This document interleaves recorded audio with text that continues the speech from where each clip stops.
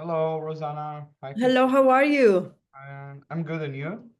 Fine, thank you. Thank you for joining us today. Do you hear me?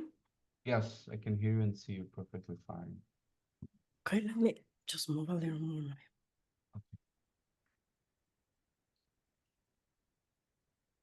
No, now you don't see me, baby. Perfect. Mariana Wilderom. So, I think I'm gonna introduce you formally. This is Rozana. Rozana, this is Mariana. Hello? Hello. Hello, nice to meet you finally. Yeah, really nice to meet you. Thank you. Okay. Do you hear me? Do you hear me well? Yes, Yeah. yes, Mariana, we can hear Oh, you perfectly fine. I'm gonna say just a very few words, and then I will introduce Mariana, who will introduce Rozana, and we can start the keynote. Should we check if it works well or? Yes, for sure. You should be able to share your screen already. Okay, let me see.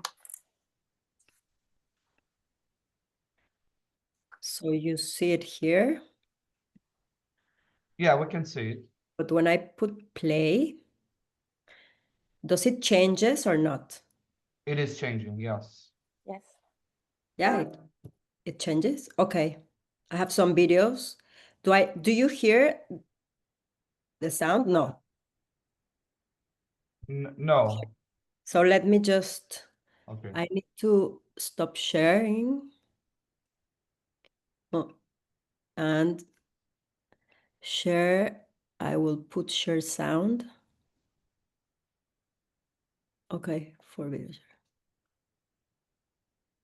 Okay, so should I stop sharing now and then I share again?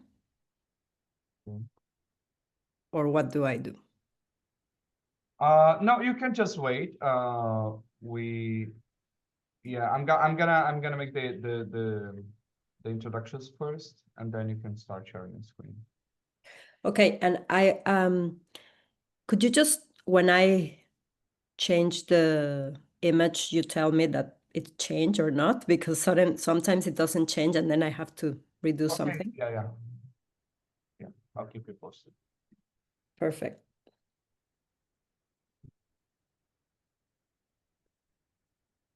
Hi, Wilfred. Hi, everyone. Good to see Hi, you. well, good to see you. Hi, Fernando. Hello. Yeah. Hello.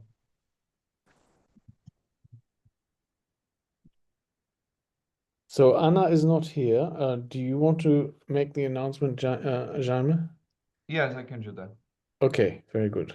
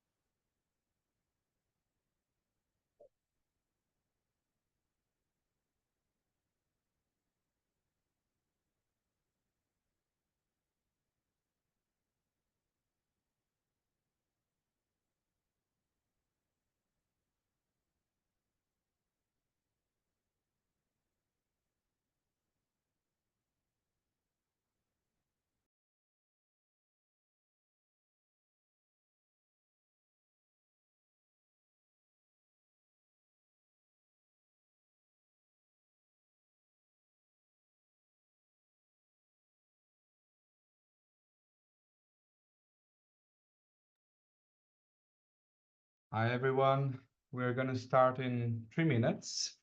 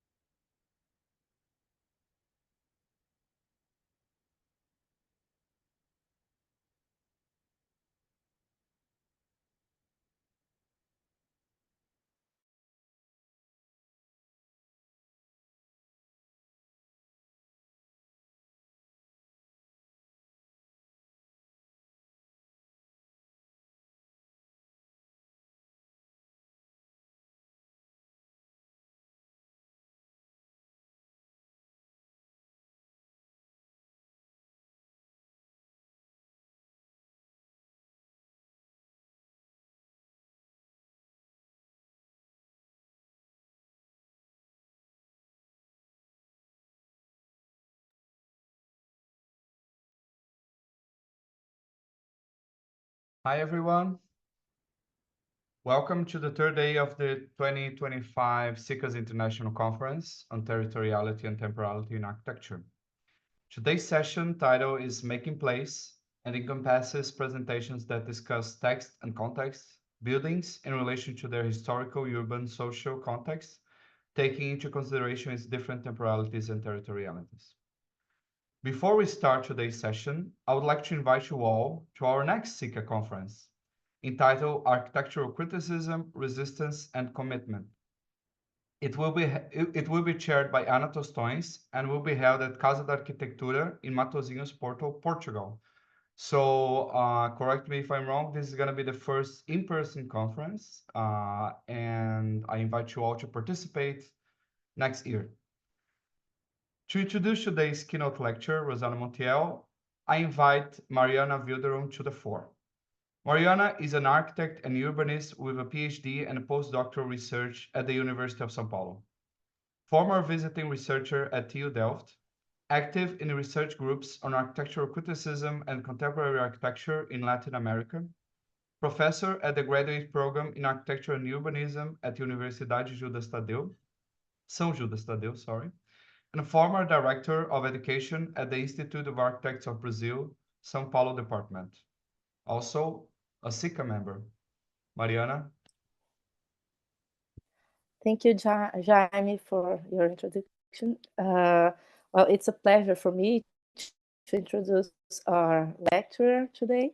Rozana Montiel is the founder of the Mexico-based architectural firm, Rozana Montiel, Estúdio de Arquitectura, specializing in architectural design, artistic reconceptualizations of space, and the public domain. Currently, she is a visiting critic in the architecture department at AAP. Montiel's work is the winner of the overall award and the first place of the moving category by Arc Marathon Awards Miami 2017. The Moira Jamil Prize by Architectural Review London 2017, and the Emerging Voices Award for the Architectural League of New York 2016. Her interdisciplinary work has been exhibited in Mexico, Spain, France, the US, England, and China, and presented in the Venice, São Paulo, Rotterdam, Lima, and Chile biennials. Montiel is a member of the editorial board of Archine. She holds a Bachelor of Arts in Architecture and Urban Planning from the Universidad Iberoamericana in Mexico, and a Master of Arts in Architectural Theory and Criticism from the Universitat Politécnica de Catalunya. Rozana, it's a pleasure to be here with you today, so please, the screen is yours.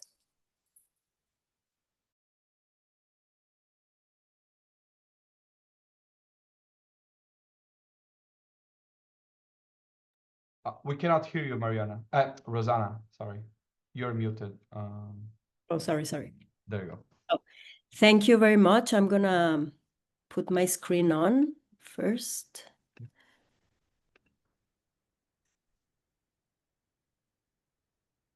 Share play.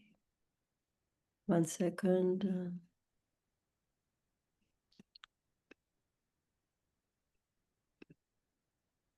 Okay, ready. So thank you for the invitation to this cycle of SICA conferences. Thank you, Wilfred Wang and Jaime, Mariana, for the presentation. So when I heard the topic of territoriality and temporality in architecture, I start digging more into these words and how the architecture that we have been doing relates to these specific topics, and how can I really find other words that relate to this idea of temporality and territoriality. So I will start. Tell me if you see the screen changing. Yes. It's changing? Oh, okay. And just, you tell me if you hear the voice also, like, you hear the sound? We can hear. Perfect. So, territoriality and temporality exist in relation to each other as space and time, noun and verb.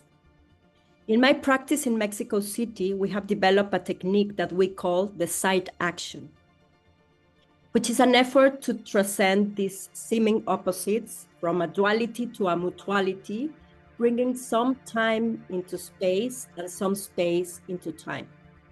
The site action also brings the fantastic to the realistic and dream logic to waking life. Because I come to English as my second language, and I'm trying to change. Because I come to English in my second language, I use it, I hope, with even more freedom. So to complement and critique the seeming duality of territoriality and temporality, I might propose another pairing of words, which are factuality and actuality. At first, they seem like perfect synonyms, both describing that which is known to be true, the real, the existing, as opposed to the magic or the imaginary. But the word fact, from the Latin factus and facere, describes something that has been done, a settled matter, a fact on the ground, and so even a piece of territory. And the word act, from the Latin actus, means a doing, an action that is still being acted, activated, or action. So somewhere between the nouns of facts and the verbs of acts, between permanent and temporary, between being and becoming, is a hidden range of possibility that is neither fully territorial nor fully temporal, but bridges the boundary between these concepts. That is more magically realistic and more realistically magical. So these bridges begins with what we call side action.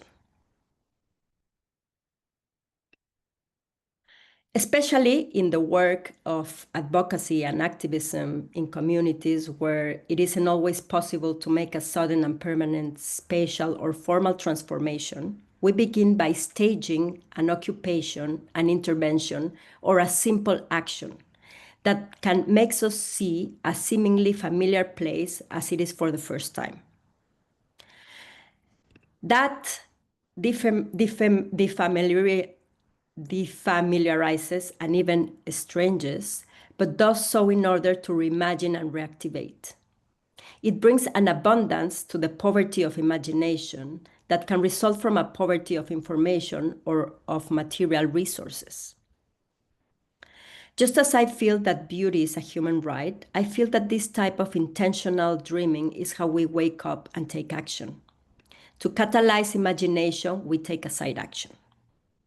So this action, for example, very, very simple, was to take the community of Miravalle to climb up the volcano, the Guadalupe volcano. This, for them, was almost the first time that they went up the volcano and that could see the city or the valley where they live from a different perspective. So we went up the volcano and we look at Miravalle, which literally means look at the valley. So with these different eyes, we could start imagining a different way of how we see things. So this architecture that results from these events tends itself to be an architecture of eventfulness, of stages that catalyze the play of settings that inspire doings and goings on. So this is when we saw and we did this project that we call Walk the Line, and we did many projects with the community of Miravalle. This was presented also in the Venice Biennale in 2016 with Derek Delecamp, Tatiana Bilbao, and Alejandro Hernandez, where we took this side action in order to give to this park that was an abandoned park and that divided the community, to draw a line and to create a park that was more inhabitable with the side actions of and working with people to draw the line with the line path, to draw a line with light as a line of light from all the community. 360 meters of a line of light was held, and to start doing these faenas or works that would, with the community, do this really, really line, which was going to be lighted and which would bring the community together. They would feel safer in that way in this space. So as you can see, this idea of side action is having the territory as the site and the temporal uses as the action. And we do all these type of side actions to bring the temporal into after something more permanent, to, with almost no money, create something, to create a lot of abundance from scarcity. And so that's how we start making a change of perception. So to continue with this, I would say that this is, obviously I want to talk about my city. This is Mexico City, the place where I live and work. It is a city that seems to never end. It's a continuous landscape. For me, it has been the place to act, as I said before. It's the fourth largest megacity in the world with around 22 million people. It is home to a multiplicity of cities. It is a city of extreme contrasts, as you can see here. And this is, by the way, not a Photoshop, but it's reality. I work in both realities. As architects, I believe we have a responsibility to do it. So for me, the city has been a laboratory of observation and inspiration to resignify everyday life materials. And what better example of territoriality and temporality that finding a territory or a city of crates inside the Central de Abastos, the biggest market, not only in Mexico, but in Latin America, with a temporal occupancy of the crates that appears and disappears as they are used and occupied. So finding many ways and many uses for the crates are really important, as they are often seen as part of the ambulantes, or in the street carts of the ambulantes. From the city of crates, we come to the use of the crate for the ambulantes or street vendors. So in context like ours, scarcity provides a space of abundant creativity. So the ambulantes introduce the temporal to the territorial and the territorial to the temporal, resignifying public space into moments of privacy, intimacy, transactional, and social mutuality. They also bring domestic life, rituals of eating, grooming, for example, out into the scale and story of the street and city. One of my projects has been an oral history and interview project with these ambulantes, the people who run the stands and carts in the street next to my office in the San Miguel Chapultepec district in Mexico City. So it has become a laboratory because it is a micro city by itself. So we have been researching through the city and recollecting all these elements and then decontextualizing from the place they are to really understand how they work and function. So from the roaming street sweepers and food sellers and more, who bring life and care to the streetscape, and whose rhythms of action over the course of every day become a kind of clock for the neighborhood. So the cycle that they establish is not only the formal adaptation of the bicycle, but the cycle of daily life. We identify 9 essential typologies, which are the boceador, which is the newsstand seller, el taxista, the shoe shiner, el tamalero, el dulcero, the candy seller, el garrafonero, the water seller, el camotero, the sweet potato seller, el barrendero, the trash collector. And with that, we made a journal that we were just walking one street away from the office, and we find this street, Gelati, which, as I said before, it's a micro city by itself. It has a hospital, it has a school, has obviously housing, it has a cafe, it has some stores, it has a parking lot. So it has many, many things that a city requires. But most of all, it has a lot of street carts that are every day there and that are moving on the city, but that they're there because, as I said before, there are many uses in this street where they can be selling their things or shining shoes, etc. So, so much of my practice has been learning to listen deeply and having an active gaze, and also on how to begin without ending and how to have creation without destruction. So we have redrawn, because redrawn is a way of transforming reality for us. We have redrawn all these cards, and we have been obviously like asking people, interviewing people on how can we adapt, change, or even like make better many things of their own cards. So with this idea, as we are many times running in the city all the time, I have thought about the idea of running out of time. And in that way, what if it were possible to run out of time in another way, which means to run into time, to understand timelines as a way of working through and around all the other deadlines and lines on the map that work to limit us and divide us. As an architect, as I said before, that works as an advocate and activist in many communities, I'm always thinking on how to turn a barrier into a bridge, which I often visualize as transforming the wall into the common ground below and the sheltering roof playing above.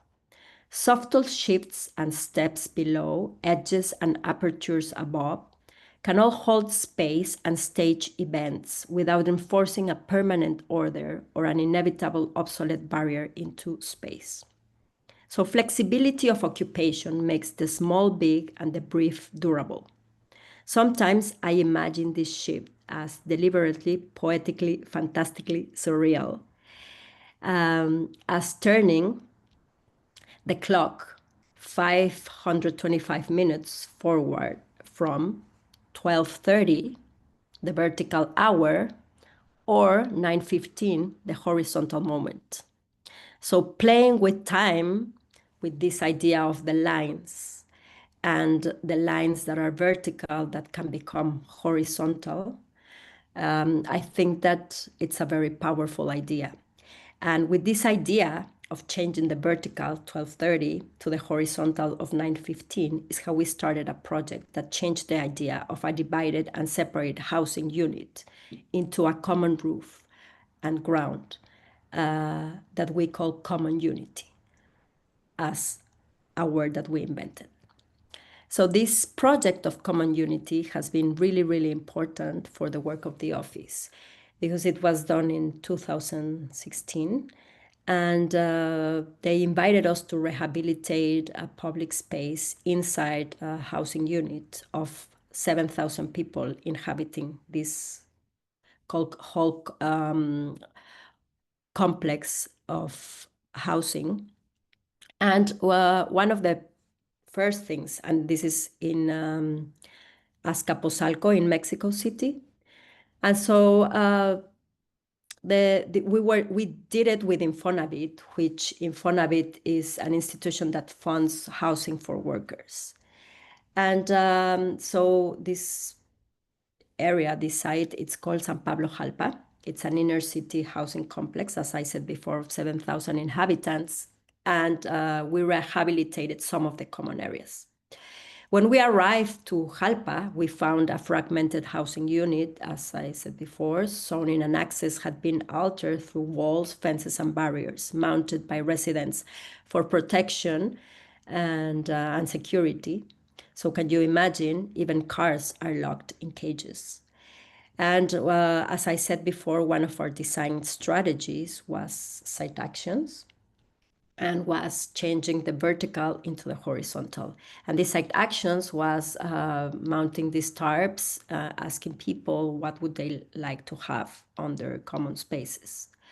And so one of our design strategies, as you can see, this was before the space was completely gated. We had to transform the public space, but we had very, very little public space to use. So by working with the community, not only for them, they decided to take out 95% of the fences. The owners, like the community on its own, decided to take the fences when they saw what we were doing and how the space would be open and look like this, instead of being gated, which was more insecure because people were hiding behind and there was no lighting. If you open the space, you could feel much more secure. So this is the opposite, no? Feeling more secure with open boundaries than with closed barriers. So the horizontal structures became more than just a roof. The shelter common areas we designed expanded the program of potential activities through compact multifunctional structures or kits that cater to all age groups around the clock. The place experienced a system of courtyards, developed integral low-cost improvement of public space by resignifying simple materials. The flexible boundaries made the common areas more than a front yard or a park because they are private and public at the same time. Design spoke for itself, and Halpa became a common unity. So with very simple elements as this, as the floor, we just changed the way and resignify it to make it more porous, to bring vegetation into the floor. And we had all these patios. But what was really important was that now the place is filled with life and constant community activity. So they live in very small apartments in this territory, the private territory that became extended through a public territory when they now are occupying a space that before was not able to be used, and that now it becomes a place for everyone. So in this way, we transform a space into a place where people can be all together. There are outdoor activities. There are many, many things happening. Children feel secure. So I believe that any type of this type, well, these changes of public spaces, what happens is that they create something very important, that it's facilitating a different kind of ownership and appropriation, one that habituates inhabitants to work for the common good. So, as I said, the private territory expanded to the public territory. And through placemaking, we build with the community and not only for the community. So this other project, this is also not a Photoshop, this is reality. It's in the last 25 years, developments for social housing have resulted in lifeless dormitory blocks whose social depression factors significantly in the real estate value of property. Our greatest barrier here has been or was convincing major stakeholders in the production of housing to invest in public space and social infrastructure. And as you can see also in this, it's a repetition with no identity and giving more space to the cars than people. So how can we like transform this repetition? And because not only we have this, but it's also getting empty. And because, why? Because there are no services nearby, so people leave the houses. So there are many, many, many abandoned houses. So we built to then abandon. So it's a cycle that never ends. So more than 25 people living in this housing unit in Veracruz, in the Gulf of Mexico. The developer literally asked us to build a rooftop to protect a basketball courtyard that you can see on the back from the sun, the heat, and rain, which obviously was under use as the weather in Veracruz is very hot. And I think that we have to, if we want to talk also about sustainability and ecology, we need to have common sense. And why? Because if you imagine in Veracruz, as it rains a lot and it's very hot and very humid, plants grow really, really fast. And just by having plants here and vegetation, we could have shadow, we could have a place where people could be all day. But there were no trees. So we decided one of the first actions we did was just planting trees. And again, like more than just giving them a roof, we could give them much more as this. So realizing the lack of public space, we propose, as I said, more than a roof. We designed a portico agora that fulfilled the program of a community center, using the exact same space and a little more than the original budget. So the portico agora created a new habitat through vegetation and expanded the user's program by way of height and intercolumn capacity. So in between the columns, we inserted a multifunctional program comprising swings, hammocks, a library, a computer room, restrooms, a forum, and a playground. The court, with its agora and its portico, produce an ecotone, that it's an intermediate environment that mediated between two distinct ecosystems. On the one hand, homes, and on the other, the street life. So when the developer realized the positive social impact that the place had on his social housing venture, he invited a biologist working in the natural reserve nearby to set up a herbal medical clinic with a small botanical garden where the community will be taught the benefits of local medicinal plants. So the healing effect was immediate. We went from the cultural desert of urban sprawl to a hub for ecological awareness and biodiversity preservation solely by designing a program which sustains a vision of place through play. So this is how court changed completely the idea of that site. This other project called Fresnillo Playground was, we had the idea on how to approach the landscape as the program, where architecture works systemically by performing as infrastructure. Architecture gives back to the public realm a lot. So here it's Fresnillo in Zacatecas, a little north of Mexico City.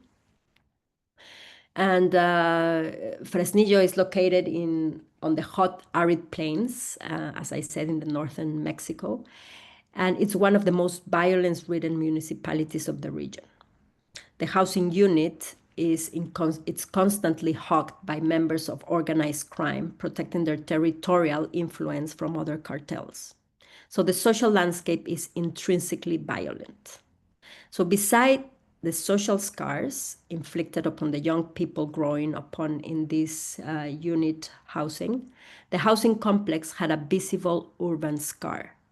A former open-air sewage canal had been paved and was remained as a dry creek dividing the unit into half. So as you can see here, the colors of the buildings were really, really like heavy and dense.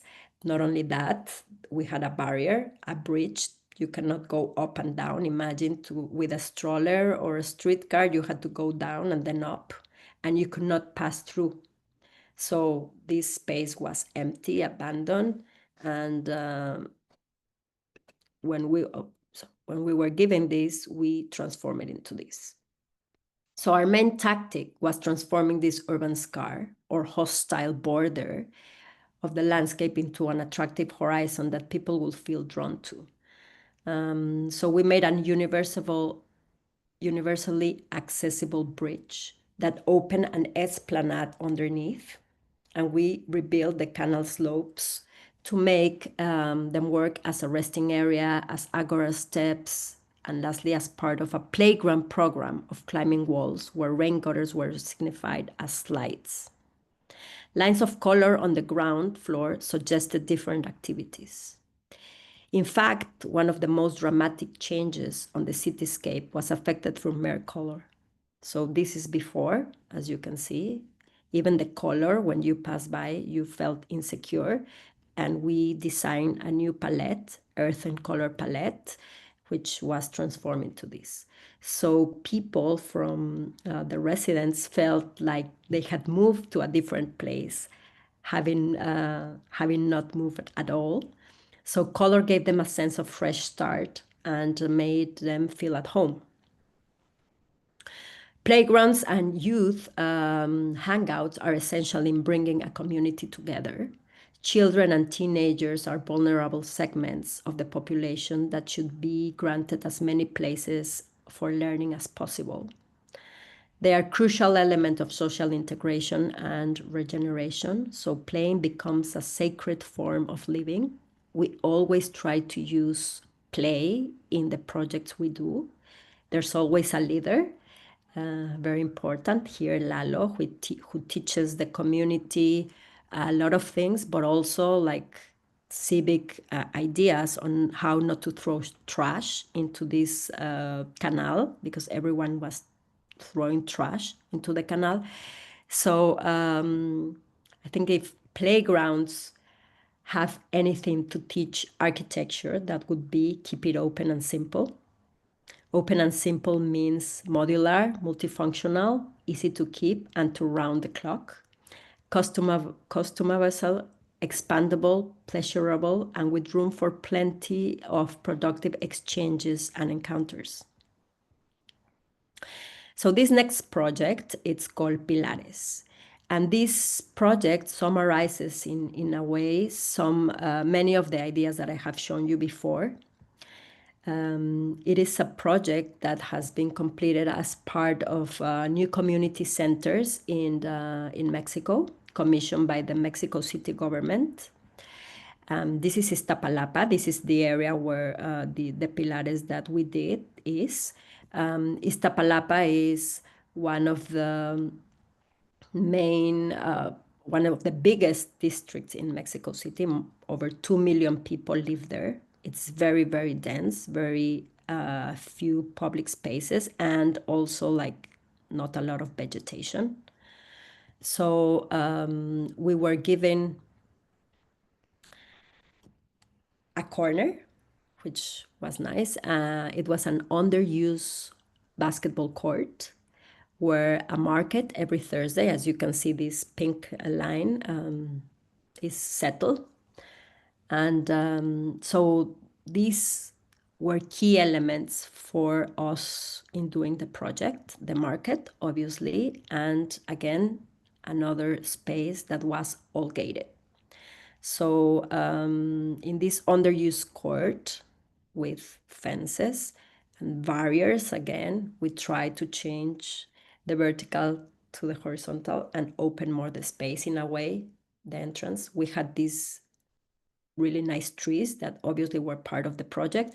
And so what we decided to do was to open the project and to give some public space to the street. So when the street market was there, everyone could join this plaza. So it was really, really important to open it up and provide the street with public space in order to invite people to enter. So the main access is an arcade now welcoming people. And again, we change barriers into open boundaries. As the building will be opening and it's open all the time, there are many, many things happening every day. As you can see in these plans, the project has this plaza, open plaza to the public, and then you enter and you have a sequence of spaces, open and close. As we have an amazing weather in Mexico City, we can leave things with a roof, but open. And so you can continue with an idea of open and close, private and public. And we use two materials, a stranded reddish concrete block that is not expensive at all to give the center an identity, and that generates a play of light and shadows. So the design of the block can be a lattice when it is needed. The second material is also a reddish concrete block that gave us a floor design pattern. And so these pilares, which the word pilares means points of innovation, freedom, art, education, and knowledge. There are more than 300 pilares now in Mexico City. And they're inclusive, and in our case, we designed an inclusive and multifunctional space. The concept, as I said, is a series of platforms that connect with each other, opening up with patios, vegetation, obviously always vegetation, even if it's very, very small, you add vegetation, it changes completely the perception of people when you have it. Even like the sound of birds when you're there, you feel that you're going from this dense and polluted and noisy city to the inside of this like cultural oasis landscape, feeling like you enter a space where you feel safe and you feel happy. And we have seen this because I have returned many times after, and we have seen it full of people. There are more than 90 activities happen every week. As you can see here, it is very active, it's lively, it's even, you know, like every time something is happening, for example, the Day of the Dead, they really change it into what is happening at the moment. So I think that our design, again, substitute barriers for open boundaries. And I can talk about placemaking as understanding that the added value of architecture is activating a social construction that leads to non-discriminatory economic growth and development. So our projects such as Common Unity, Court, Fresnillo Playground, and Pilares have shown that all this transformation of changing space into place has become really important, and that placemaking is part of the projects that we do. So this last project that I want to show you is called CBAC, and it has literally made centers out of margins, abundance out of scarcities, and bridges out of borders. It is a larger scale project that occupies the territory as a cultural landscape, and it's activated by a multiplicity of activities, serendipities, and encounters that turns temporal uses into meaningful events for the community, from a civic center where you can get married, to a skate park, to games along a linear park, to a library and a fountain that is transformed into a swimming pool in hot and sunny days. So the clock, again, around all the time, with all people of different ages using it. I would like to show you a short video of how it is being inhabited and used. So I show you this. So this is the linear park. As you can see, it's almost 1 kilometer of long with all these different activities happening.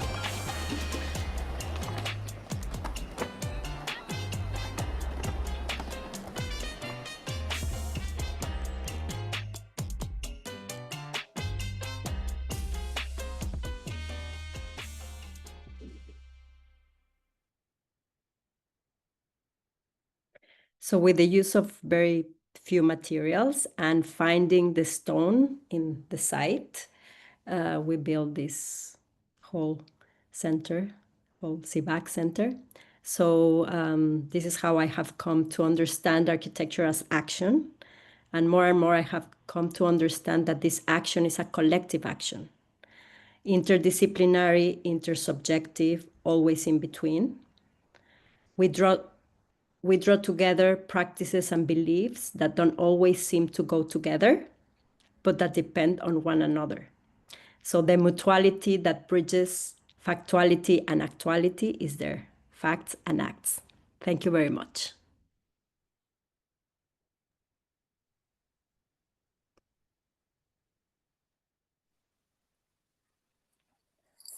Thank you, Rozana.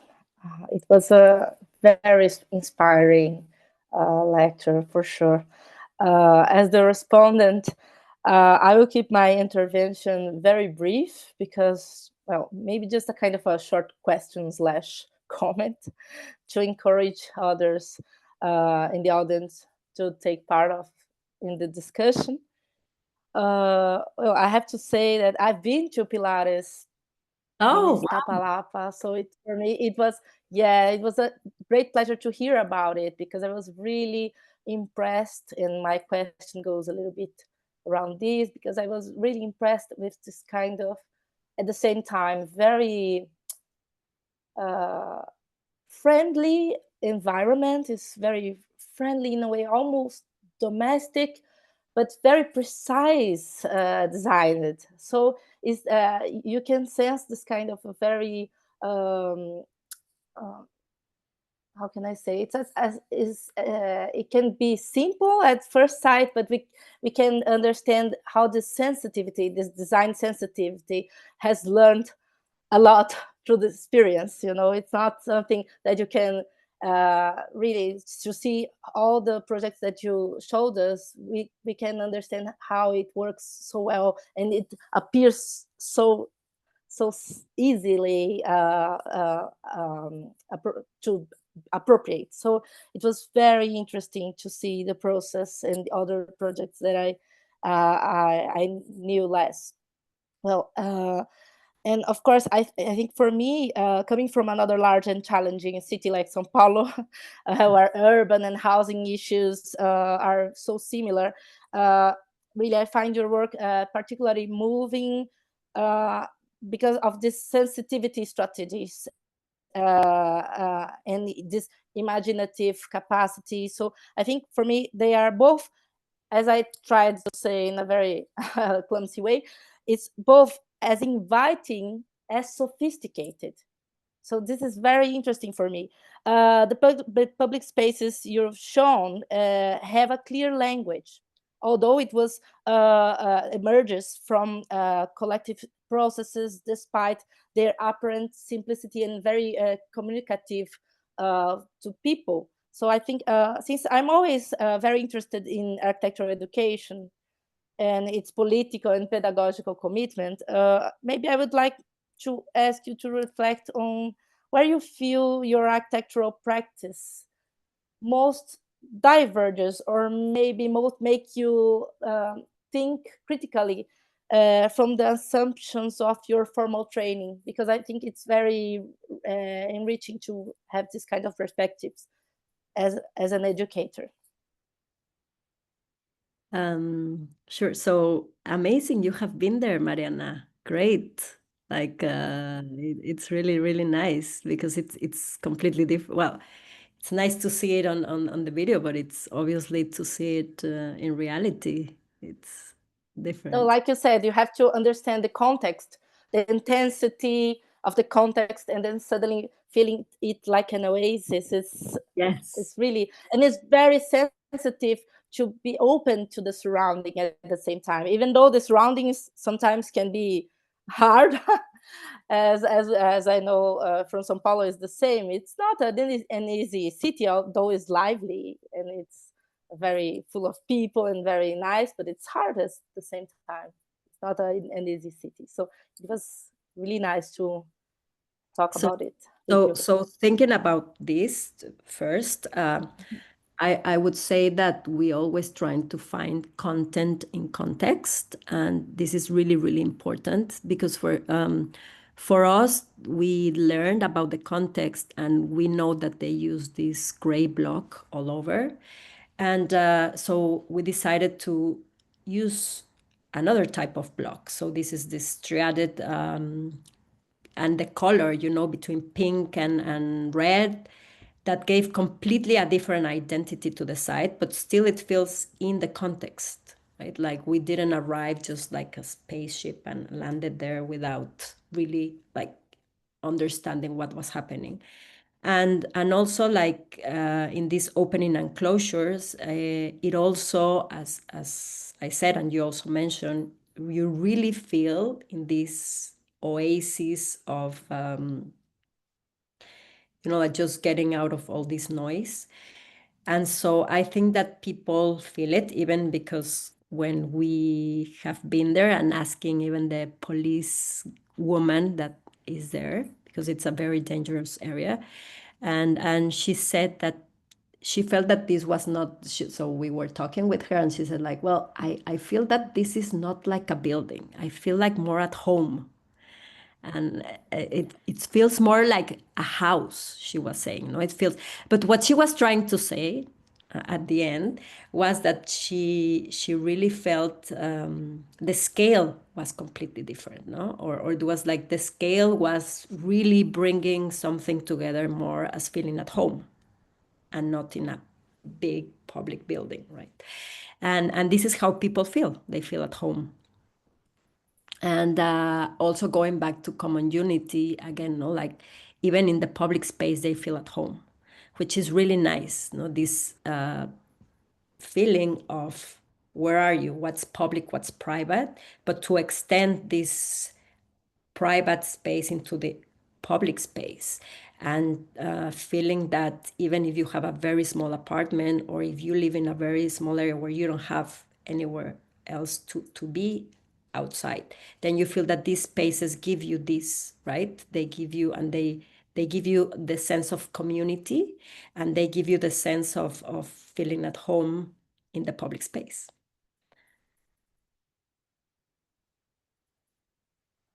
So I don't know if I answered the question. I think the only thing I asked you also was a little bit about your formal training. How do you feel about your past training and your trajectory? How does it make you think about architectural education? So I think that what we do at the office, obviously it's designing, but we really, really work in social projects, but we also do a lot of research and a lot of exhibitions and art. So we are always, and obviously private projects that sustain the office, but we're always trying to work in all these layers. And it's very, very important for us not to stay in just one, because I think that one fits the other, and it gives us a completely different experience of what architecture is today. And I think that today there are many ways of doing architecture. And for me, architecture is not only about putting bricks on top of the other, but it's also about a social construction, a language construction. I think that you have to invent a methodology, and we have been working with words and playing with words, and words have taken us to many, many different places to start projects. And so I think that you have to be very creative and inventive today to be an architect. I think that you cannot only stay just doing one thing. I think that in the moment that we're living, you have to search many ways into doing things. So I think that today, this is how we are doing architecture. And we are reinventing ourselves every day, right? Like we're trying to reinvent ourselves and not to repeat ourselves. I think that this is also very important. I think that we go and look out for commissions and we try to do, that's why these side actions are very powerful, because many times nobody asks us to do it, but we do it. And this is why the word act and action are very important for me, because this is the way I really believe in architecture as an active act. Not only a very inspiring lecture, but very inspiring answers as well. Thank you very much, Rozana. I don't know, do we have time, Jaime, for a little bit more questions from the audience? For sure, yes. Okay, yeah, I understand Elias wanna ask, and then we can go from there. Hello, thank you very much for this lecture. It was very illuminating and useful, even beginning from the way you differentiated between the terms, between the factual and the actual. I found that very useful. I think even the examples that you showed, one can think of in the terms of the countries and the places where we live. I mean, I come from Greece, and for example, outdoor things like street markets, which we call laiki agora, which means of the people. Market of the people, or periptera, which is the kiosks, which expand and they become mini markets. There are many instances and many different constructions or situations where the temporal and the spatial that you mentioned can join together. Now, where there are barriers, you take them off, you destroy them, and you create the communal spaces.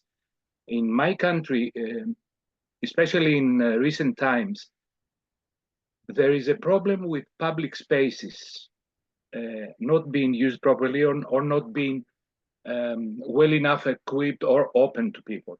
And my question is, of course, there is an active side that you take, but there is also a financial and a political one that one has to think of. What can one do in such a situation? How can you intervene?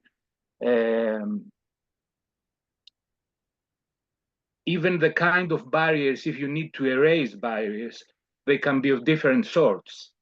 I mean, we had recent instances in archaeological spaces where barriers were needed for various reasons, but one could do different things rather than just put up a metal grill. For ideological reasons, at the moment, the main square of our city, under a new law, has become impossible to approach without the police in front of it. So in this case, which is all a very kind of bright future change that can be applied to many different contexts, how does one deal with the things that you do not talk so much about, which is the political and the economic, and even the choice of barriers or new kind of delineations, let's say?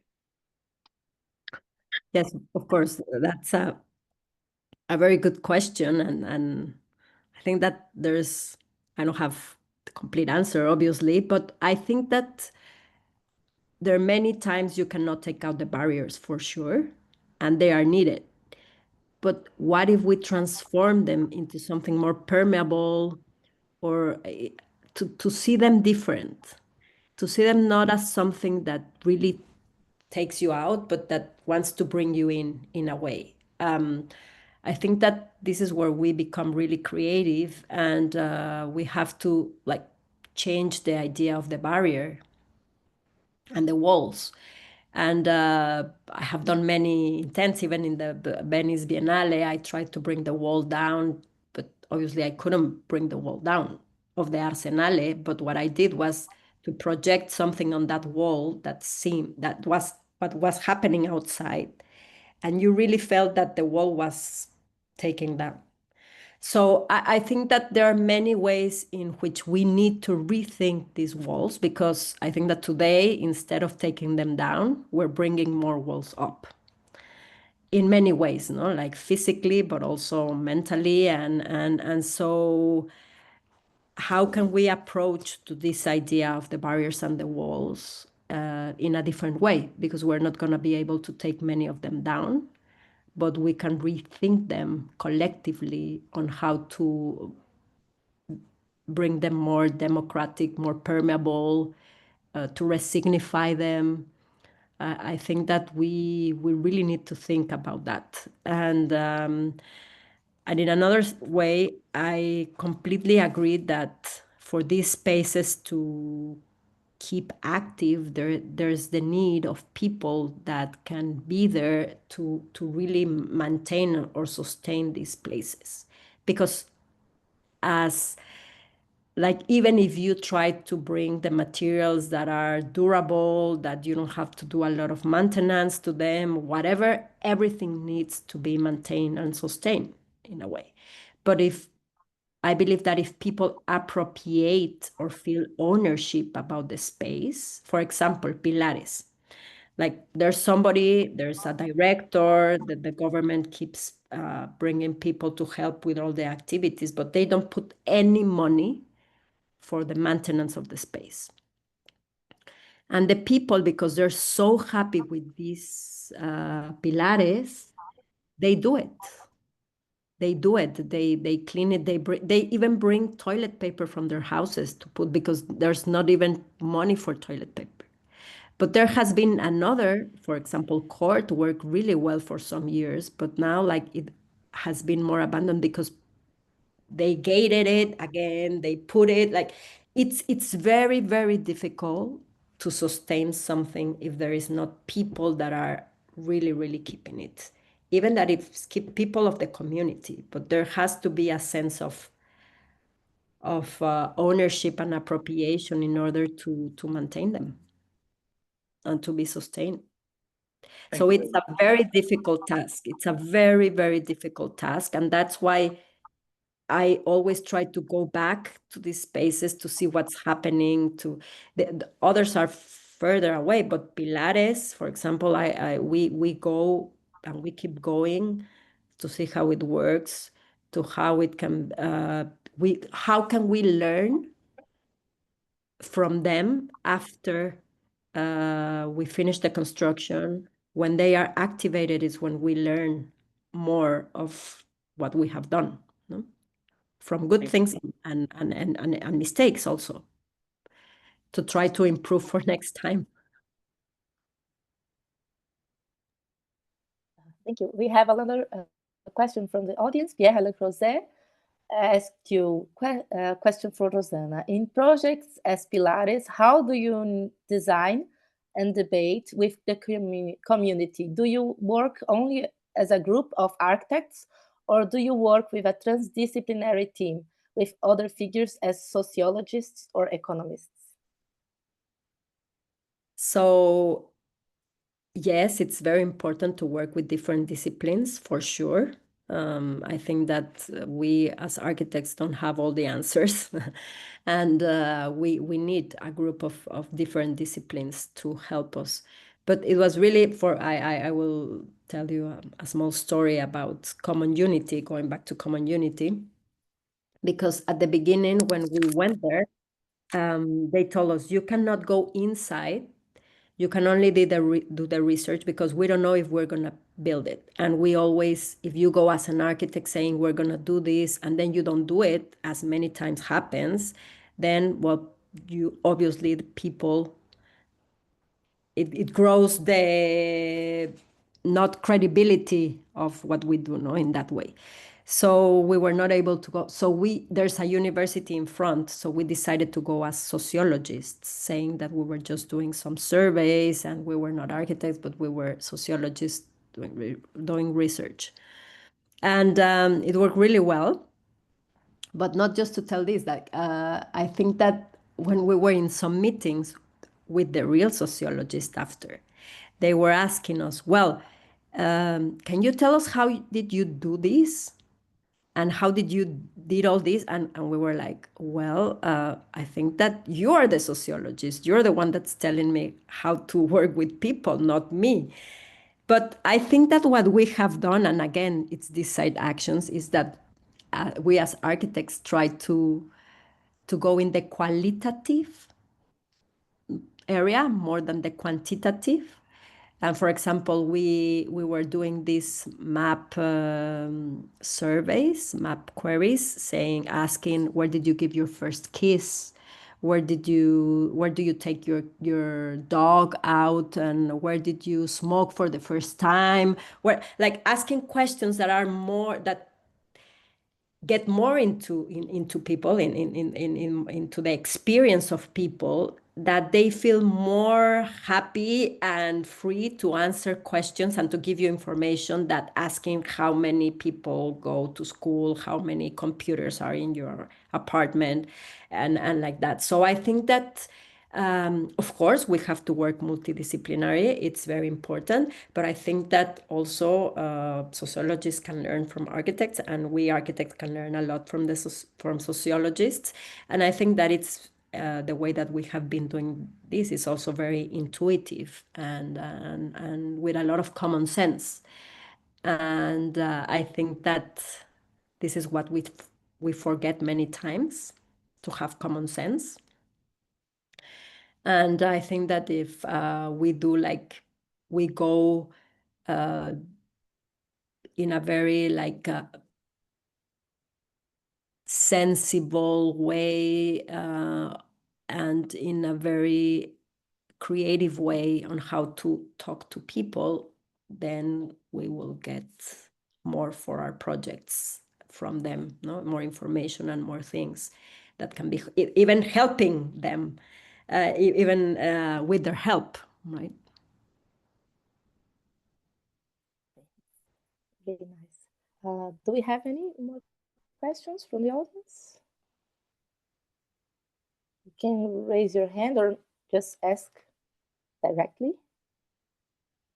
Well, I would like to thank Rozana for this very inspiring presentation. I think the courage required and the intelligence, I think, is exemplary.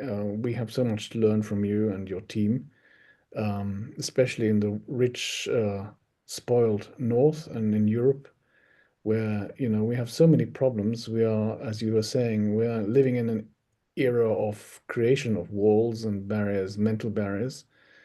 And I think that the way that you've been able to overcome some of these incredible barriers in small or not so small neighborhood of 7,000 people, as well as that hotspot of criminality, I think that requires an enormous amount of tenacity and courage. And I think I just hope that, you know, you have a attentive group of students in Paris, and that, you know, the people who are following your work will be amplified through these kinds of presentations. Thank you very much, Rozana. Thank you, Wilfred. Thank you so much. But this, well, I think. Sorry, go on, Mariana, please. No, go on, Jaime. I think I was going to say what you're going to say. Yeah, so thank you once more, Rozana, Mariana, for your presentation and response. Thank you for the questions. Before we move on to the panel, I just want to remember you all that tonight, the daylight saving time in Europe is gonna shift, is gonna end. So be aware of the time for tomorrow's conference, for the last day of our conference. And with that said, I want to invite Fernando Diez to come to the fore. He's going to chair the panel. Fernando is an architect, urbanist, critic, and editor. Born in Buenos Aires in 1953, received his doctorate in architecture from University. Sometimes I mix the languages. From Universidade Federal do Rio Grande do Sul.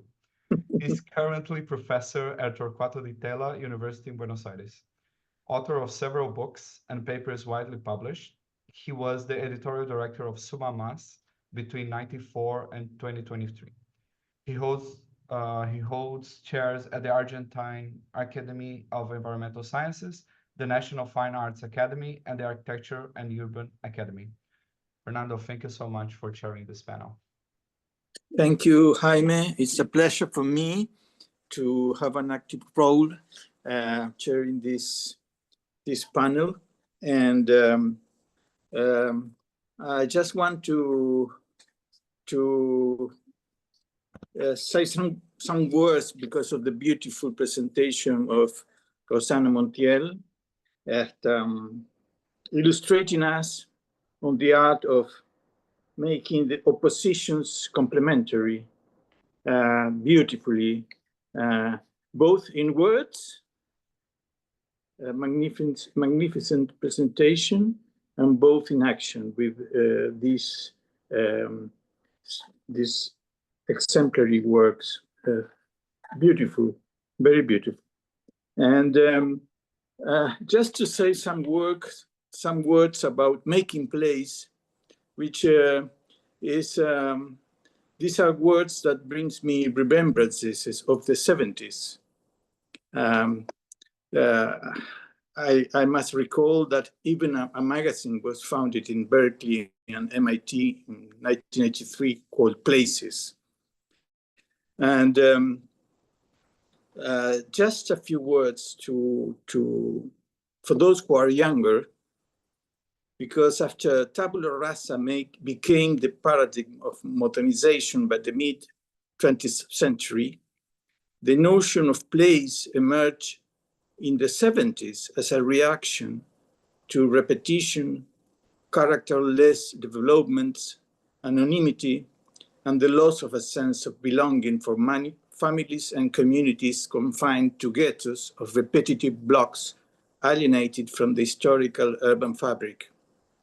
Thus, the idea of making place embraces the challenge of actively pursuing identity in the architectural and urban project by looking for specific compromise between construction, location, and history. The following case studies projects from Chile, Brazil, China, and Denmark will present us with some of the challenges of preserving, enliven, create, and raise this kind of emotional relation between dwellers and place. So I'm going to make the presentation of the authors of the papers. And if you open your mics, Anna Mocellini, would you show yourself, say something so people can see you? Hi, nice to meet you. I want to thank you for the lecture and the comments for the inspiring suggestion. Thank you. Okay. Anna Mocellini studied architecture at the Istituto Universitario di Venezia and Universidad Católica de Chile, where she obtained a master's double degree with a thesis on architectural composition, focusing on adaptive strategies for lagoon territories along Chile's central coast. Since 2024, she has been a member of the Carlos Carpa Advanced Research at the Venice Istituto Universitario de Venezia, where she is pursuing a PhD focus on interdisciplinary approaches with a particular attention on weak practices. At the same university, she has participated in research collaborations and provided teaching assistance at WAVE workshops in 2023. I'm going to present you all, and then I will give the word for your presentation, Anna. So if you open your mic and say something, Christine Ramos Mahler, please. Hello, everyone. It's a pleasure to be here. And I would also like to thank Professor Rozana for the presentation, which brings the sense of belonging and the sensitivity to a world which we need, that we desperately need this world in those big cities. Thank you. Okay, Christine, an undergraduate in architecture and urbanism from the Pontifical Catholic University of Goiás in Brazil, master in cultural heritage management from Pontifical Catholic University in Goiás, and a PhD in architecture and urbanism from the University of Brasilia. She's currently associate professor at Federal University of Goiás, member of the graduate program in Project and City, and she researches history, theory, and criticism in architecture, and has been coordinator for the undergraduate program in architecture of the same university. Jiaqi Wang, are you there? Yes, I'm here. Jiaqi Wang is a doctoral student in the Architecture, History, and Theory program at Yale University. His research focuses on infrastructure and developmentalism in late socialist China. He's particularly interested in the transnational circulation of system theory and its role in shaping developmental ideologies amid rising concerns about the global environmental crisis.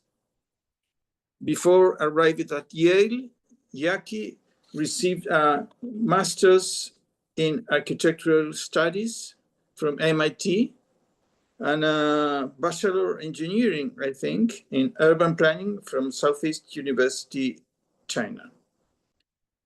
So I don't have I see that Tian Pan is here, but I don't have your bio. If you want to say a word about yourself, please do it. Thank you, Fernando. And a very short one, please. It's really nice to meet you. I'm currently doing my postdoc at Chengdu University, and my research interest is about transnational and psychological psychoanalysis of architecture and the global transmission of chinoiserie architecture. And I have my PhD from a architecture school and MA in Bartlett. So it's really nice to meet you, and it's a great pleasure to have a conversation with all you. Yeah.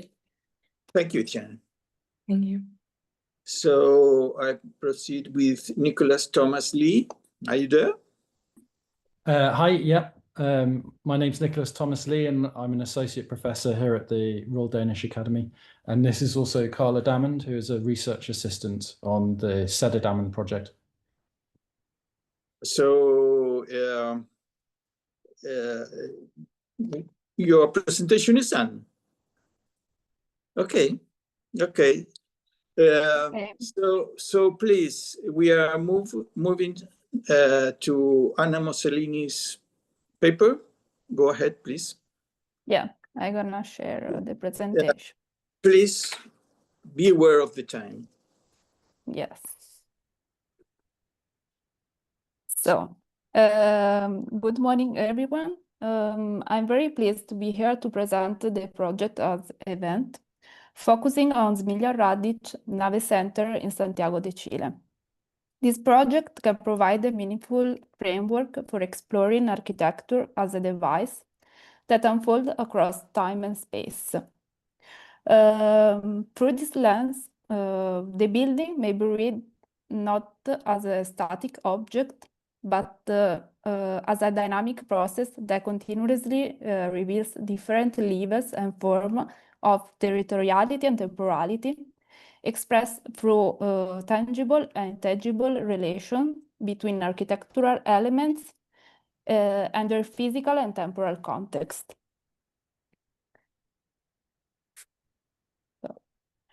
From this perspective, the Nave Center represents a paradigmatic example of spatial experimentation that transcends the fixed and deterministic design approaches. Emilia Radic seems to interrogate the statics relationship between content and envelope, proposing instead a multiplicity of spatial languages and uses, thereby overcoming a univocal reading of space. Nave is an experimental center, an artist residence dedicated to the living arts, exploring innovative methodologies and forms of interaction between art and society. Led by the Patrimonio Creativo Foundation, the center fosters an ongoing dialogue between artistic community and the local one. A community that is strictly connected with the Yungay district, where Nave project was developed between 2009 and 2015. Yungay is a patrimonial neighborhood of the city of Santiago, founded in 1839 and characterized by a mainly residential urban fabric and the presence of mid-19th century buildings. The significant cultural awareness and a strong community identity is notably expressed through the self-organization of residents into collectives, which actively advocate for heritage preservation against speculative development.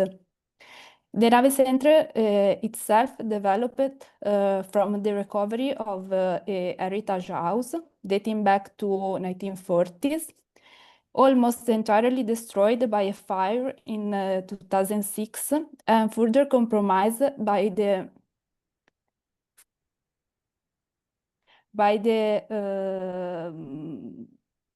2010 earthquake, whose traces are still visible in the surrounding area.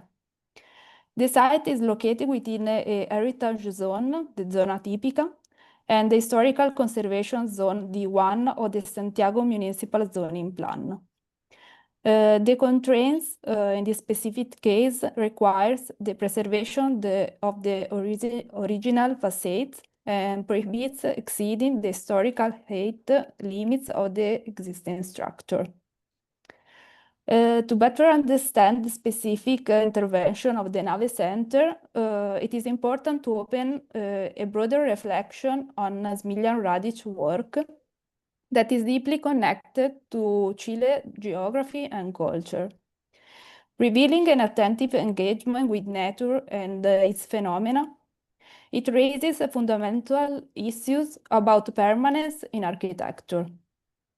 Even in the case of the Nave Center, located within a densely built urban pattern, the cultural and social value of the site and its wider territorial connection are immediately recognizable. At the same time, Radic's imaginary and orientation toward experimentation is equally pronounced. The Nave, indeed, is part of Radic's broader imaginative horizon, belonging to the 2016 Bestiario research project, where the architect assembled a series of works into a symbolic narrative inspired by medieval bestiaries. Likewise, Nave Center take shape from elements drawn from different origins that, like the circus tent, are connected to another imaginary present by Radic through fragile construction, or construcciones fragiles, referring to the temporary minimal architecture created along Chile's road and capable to disappearing without leaving trace. Returning to the Nave Center project, Radic combined the reconstruction of the original facade with the creation of new interior spaces, producing a dialogue between the internal void and the external envelope. At the same time, Radic transformed municipal regulation into a generative condition, overcoming rigid design models. Within the internal void, insert a series of functional boxes connected by a complex circulation system. The main theater, the Black Room, is linked through movable partition to a smaller hall, the White Room, creating flexible spatial connection. Around these central volumes, additional studios, service areas, and artist residences are arranged across the two levels. The project is organized and articulated around four main elements: the facade, a detached structural frame, the circulation system, and the terrace with the circumstant. While the system of ramps, staircases, and corridors not only shapes the visitor's movement, but also fosters moments of encounter and interaction throughout the building, the facade and the circumstant constitute the most symbolic elements of the Nave project and serve as a formal and architectural response to local constraints. On the one hand, Radic treats the facade as a mask, which, like a theatrical background, frames the interior and connects the building through its original openings to the surrounding neighborhood. On the other hand, the terrace with the circumstand, inspired by Chilean popular circus, provides a flexible solution to height extraction, serving as the most symbolic room of the project. Moreover, as a conceptual fulcrum of the project, the terrace and the circumstant engage in a dual dialogue with the surrounding context, on one side with the built environment, and the other with the Andes natural one. In the connection with the surrounding context, the Nave building also established a formal, symbolic, and more open dialogue with the Emilio Duarte Cepal building, that is a representative building of the city of Santiago, that show a synthesis of the international modernist feature and the local cultural identity. Despite the deep typological difference and the formal and temporal contrast, the circus atop the Nave dialogues with the sculptural conical form of Cepal General Assembly Hall, known as El Caracol, both emphasizing the relationship between the building and the surrounding urban natural landscape. Regarding what has been presented until now, the Nave Center project can be read from the point of view of the becoming, as well of the event, in which architecture unfolds in both space and time, referring to Radic's expression of acontecimiento in its meaning of event. This concept can be related to the idea of wake architecture proposed by historian Ignacio de Sola Morales, that in turn is connected with the Italian philosophical theory of wake thought, pensiero debole, that propose an idea of being as something that happens in a condition of multiple interpretation and possibilities. From a positive perspective of wakeness that overcomes the negative meaning of the term weak,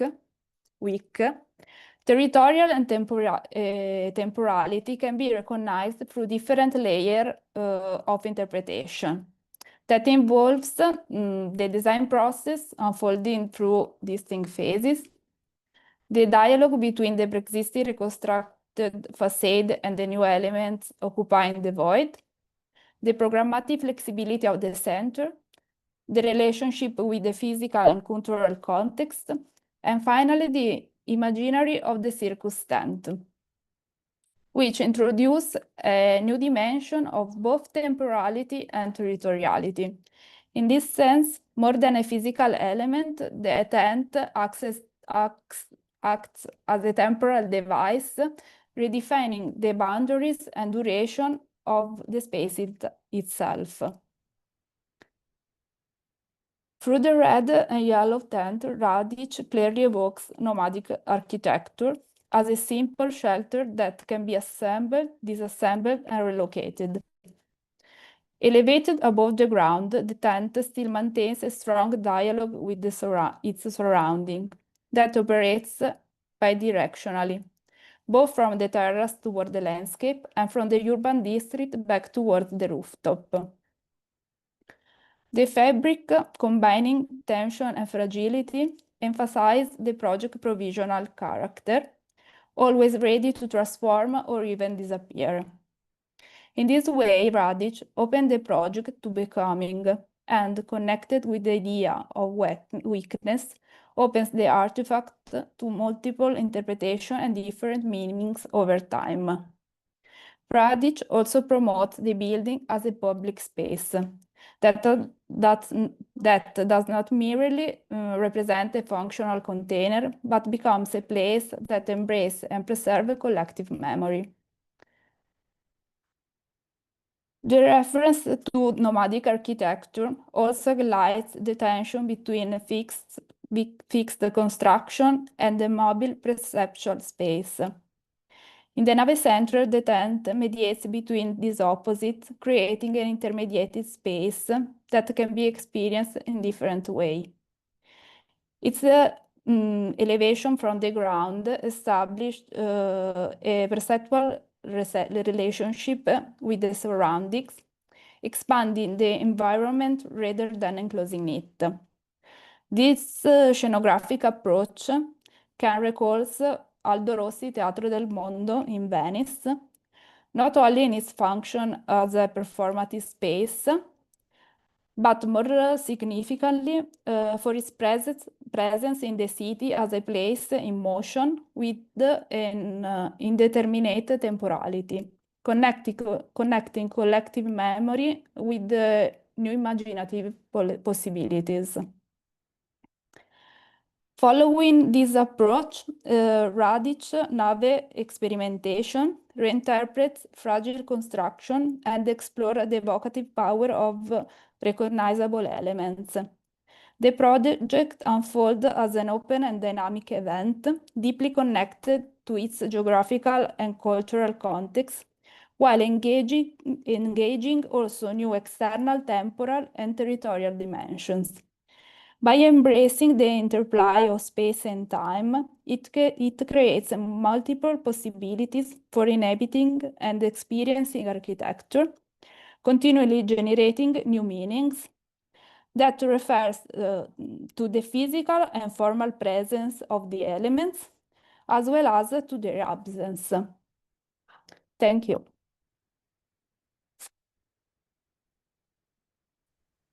Thank you very much, Rozana. Thank you. Anna, yes. You kept your time, which is very important for this to go smooth. So we are asking Christine to go ahead, please. You must open your mic. Thank you very much. I'm going to share my...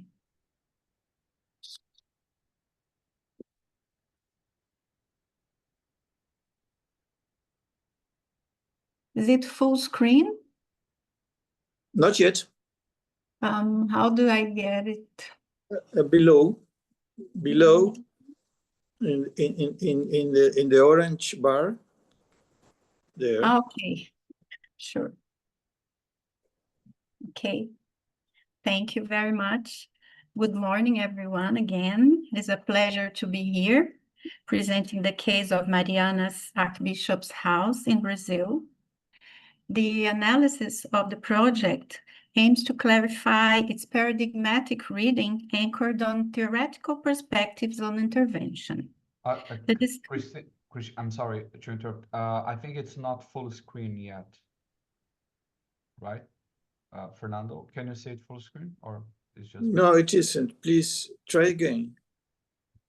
It goes? No. Not yet. Not yet. Não. Cristina, eu acho que você tem que sair desse compartilhamento e compartilhar a tela, escolher outra tela de compartilhamento, ver se funciona.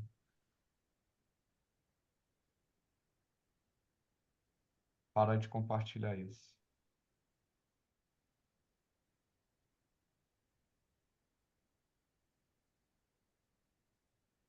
Ainda está compartilhando.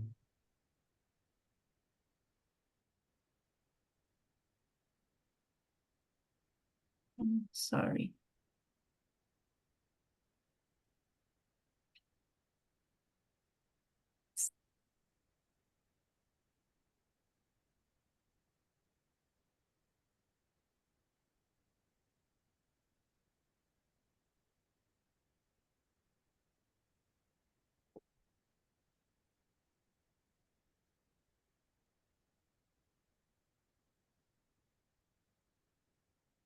Do you want to try to share again?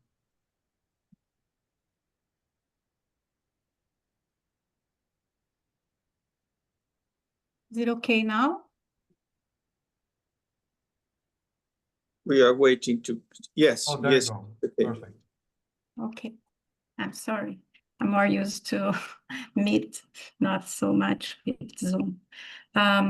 So the analysis of the project aims to clarify its paradigmatic reading, anchored on theoretical perspectives on intervention. The discussion is linked to the cultural and symbolic functions of the place in a broad spectrum of temporality. This postmodernist project by 3 Brazilian architects requires an approach beyond formal description itself. The methodological logic and the theoretical frameworks by Simon Unwin, Bernard Leopan, and Geoffrey Baker are strategies for deepening the interpretation and producing an intersubjective analytical framework. By highlighting the interventionist approach as well as the architectural object itself, we seek to stimulate discussions on the role of architecture committed to the future. The project is the reconstruction of an architectural object on a previously occupied vacant site in the vicinity of a colonial square. The historical layers previously obliterated were thus reconstructed and reintegrated into the built ensemble. The recomposition of the landscape as architectural palimpsest brings an opportunity for architectural analysis and critique and true reflections that engage with both past and present. A new temporality emerged through critical language linked to postmodern historicism, reinterpreting the past by adding a new layer to urban memory. Mariana flourished due to the gold cycle in the 18th century in Brazil. Founded in 1696 and located in the southeastern region of Brazil. The urban project dates from 1743. The known city of bishops was benefited from the construction of various temples in its original urban nucleus. The plot is located on one of the edges of Gomes Freire Square, previously called Largo do Rocio.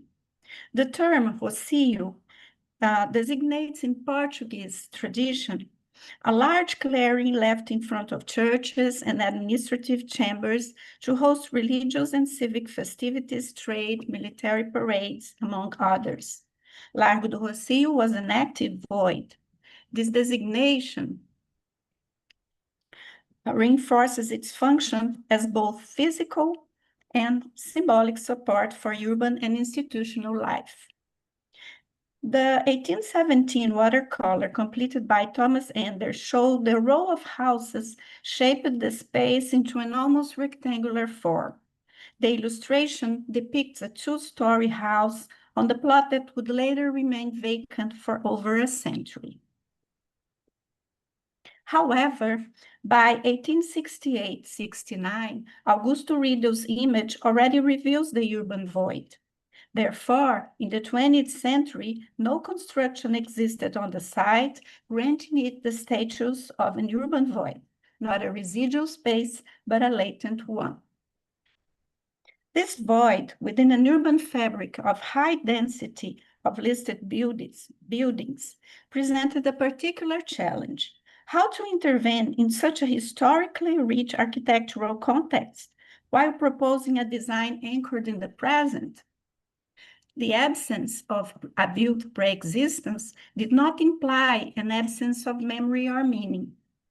Urban voids are also forms of spatial memory, as they retain expectations, absences, and a sense of belonging. For Maya and Vasconcelos, the encounter between the new and the old in historic centers is inevitable, a delicate and even polemical matter. The authors further argue that urban environmental heritage should not be limited to isolated architectural values.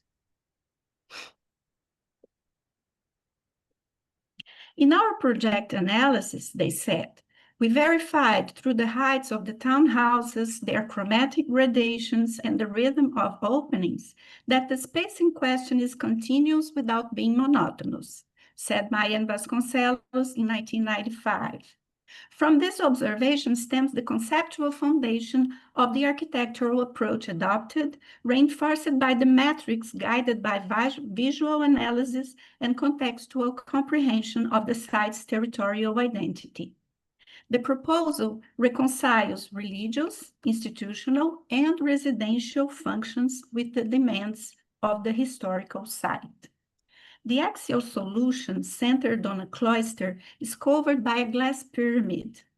The ground floor includes social spaces, main entrance, auditorium, lounge, central courtyard, library, dining rooms, kitchen and service area. The central courtyard articulates the residential spaces and evokes the monastic and religious tradition, generating a contemplative spatiality. 4 circular forms are located at each corner of the quadrangle. These markers evoke modernity within the traditional composition, adding respectful irreverence and enriching spatial perception. The private rooms take place in the upper level, while the services as well as the vehicles entrance are located on the basement. The authors sought symbolic heritage not through modern rationalism, but from a diffuse and complex matrix updated by the poetic of Louis Kahn, said Professor Comas in 2002. The tectonic awareness dialogue with the materiality and the contemporary construction systems. The rationality dialogues with the program and functions as symbolic expression. The chapel is the focal point. Natural light enters through the glass roof, bringing lightness to the composition. The central courtyard, as a structural core and the corner cylinders, create an intuitive and spatial experience. According to Unwin, Leopan, and Baker, the strength of the project lies precisely in its capacity to act upon time, not through imitation or restoration, but through interpretation, reorganization, and the projection of new relationships among uses, forms, and meanings. Unwin's method is centered on the generative idea, articulating place, purpose, and form as conceptual narrative, useful for assessing the project's internal coherence and its inscription within the historic fabric.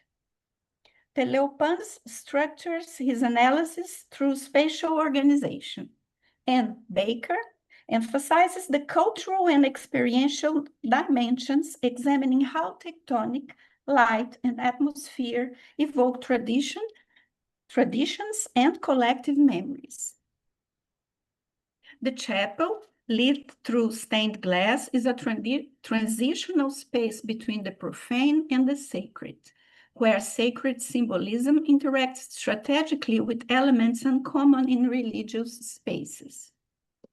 The Archbishop's house narrates a religious, aesthetic, and social proposal to reconnect the institution in the city and approach typical of liturgical and social updates in the second half of the 20th century. The space is built from materials and from atmosphere, light, shadow, texture, and color, in which conceptual clarity is reinforced by formal coherence. The design guides the visitors through sensory and symbolic cues. The proposed architecture rereads past codes critically, using traditional elements reinterpreted in a new syntax. It is not a figurative building, but one that operates through allusions. The construction system embeds the building within modern production, even in an urban fabric saturated with historical density. The autonomous sectors and integrated environments respond to both residential and institutional demands in a stable and adaptable way. The coexistence of elements and solution bring legible complexity to the result. The visible dismantleability communicates a kind of temporal immunity, an architecture prepared for time. The project thus combines the symbolic permanence of the institution with the critical fluidity of contemporary technique. The result demonstrates the symbolic density essential to critique postmodern architecture. The chromatic and luminous experience refers to the exuberance of Baroque churches, not through a formal citation, but through atmospheric resonance. The metallic corner introduces a modern component into the language while reinforcing volumetric intersection and openly displaying contemporary construction systems. The compositional gesture inserts a contemporary volume into the void of a square, revealing precision and sensitivity. The building is therefore a sensitive narrative of the past read through contemporary eyes. The Archbishop's house presents itself as a critical continuity whose temporalities, repertoires, and results becomes discourses. The density of the project, its technical, symbolic, and political relevance are contributions to a broader reflection on the role of architecture between history, landscape, and culture. The naturalness of the compositional gesture ultimately offers a perceptive and communicative experience to any passerby walking through the region. The intervention re-signified a latent void, giving it a new meaning, creating a new place, establishing semantic and synthetic relationships with other landmarks in the historic city. By articulating building and void, the architects constructed a transitional spatiality where the new does not eliminate the old, but recognizes, echoes, and prolongs it. Even in postmodern manifestations, many projects respond only to the renewal aspects. The Archbishop's house, however, inscribes itself into the city as an interpretative layer. The principle of palimpsest occurs as an ethical design approach for which the historical place is read and reinscribed under the rules and with clarity of intention. Baez's concept of palimpsest, therefore, is not a metaphor, but a central method. The proposal does not seek to erase the past, but to write over it. Architecture is understood as a link with collective memory. Thank you very much. Thank you, Christine.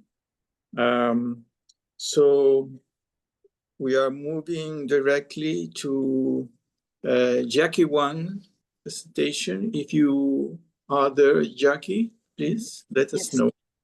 Thank you, Fernando, and thank you, Jaime. Let me share my screen. I think I don't have the authorization yet. Please, Jaime, can you? Yes, just 1 second.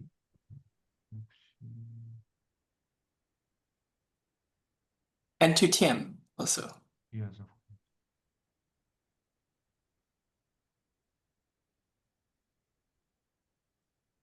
There you go. You should be able Thank you so much.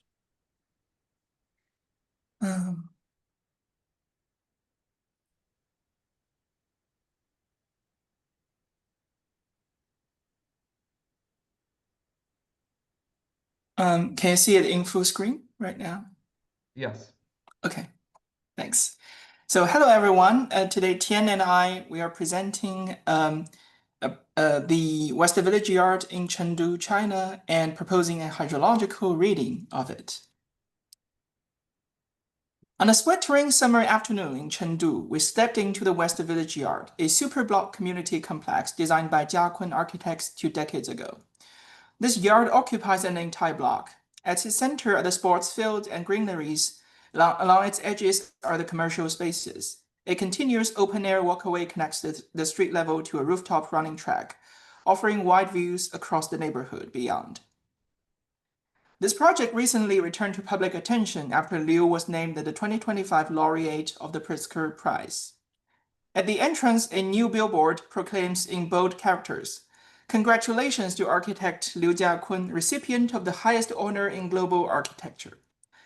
Yet right beside this declaration sits a small street-side booth advertising VIP one-on-one preparation for Gaokao, or university entrance exams. Between the monumental and the mundane, the global fame and the local hustle, the yard reveals its dual life, both an architectural monument and a backdrop to everyday life unfolding at its own pace. Now, this tension raises the question of how the building should be read. Apparently, it's a yard. But what kind of yard is it? In Chinese, the word yard, or 大院, readily refers to the socialist compounds in Mao's era.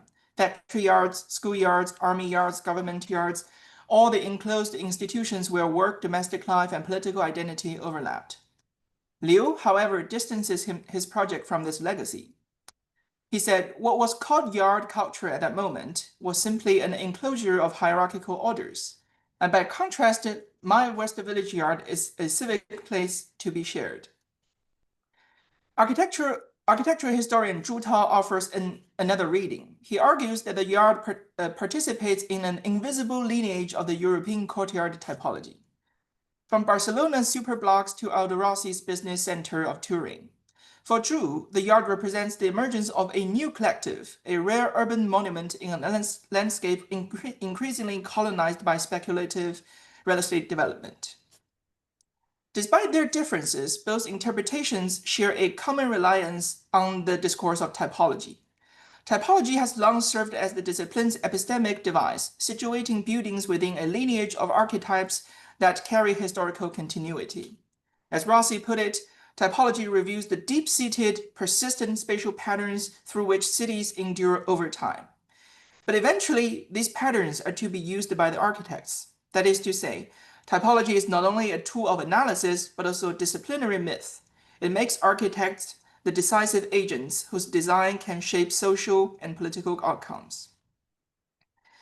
But this typological reading of the yard here may be a red herring. Liu has noted instead that he aspires to be like water. Water has no fixed form, and it adapts to what it encounters and over time reshapes the environment. In this way, the yard is a building of neither resistance or submission of its own context. It flows, seeking new channels in the cracks. Land use regulations, zoning codes, licensing hierarchies, market pressures, and community rhythms.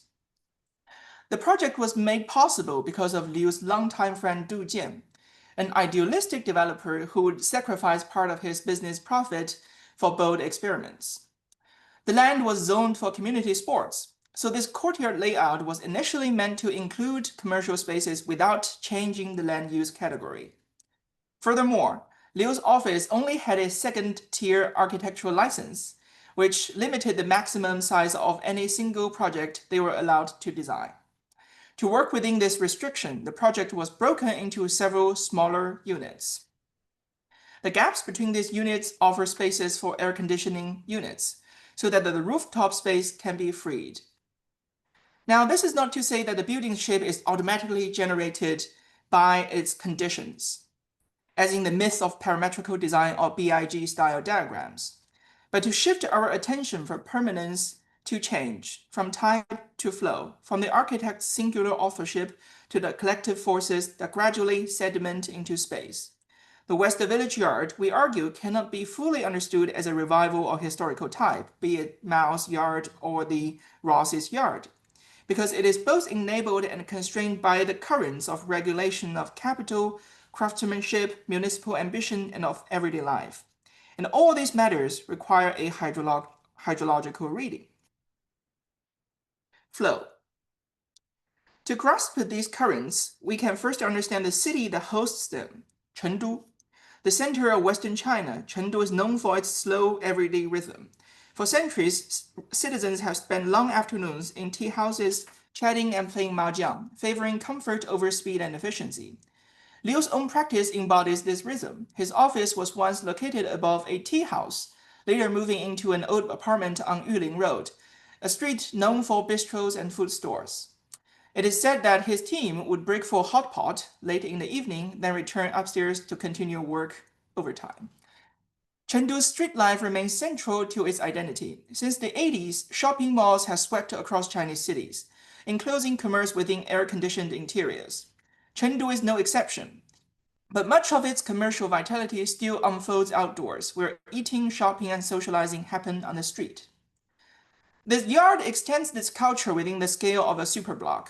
Elevated corridors flank rows of shops, lifting the rhythm of street commerce upward into the building itself. But not everyone welcomes this strategy. Jasper, a local who grew up nearby, guided us around the complex with great warmth. But he was blunt in his verdict. The commercial planning is an utter failure. Circulation is confusing, detours are long, the result is messy.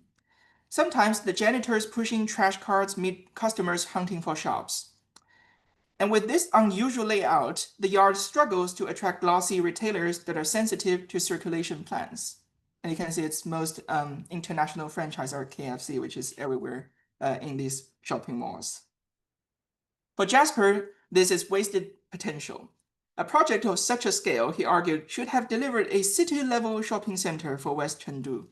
His frustration reflects the city's shifting mood.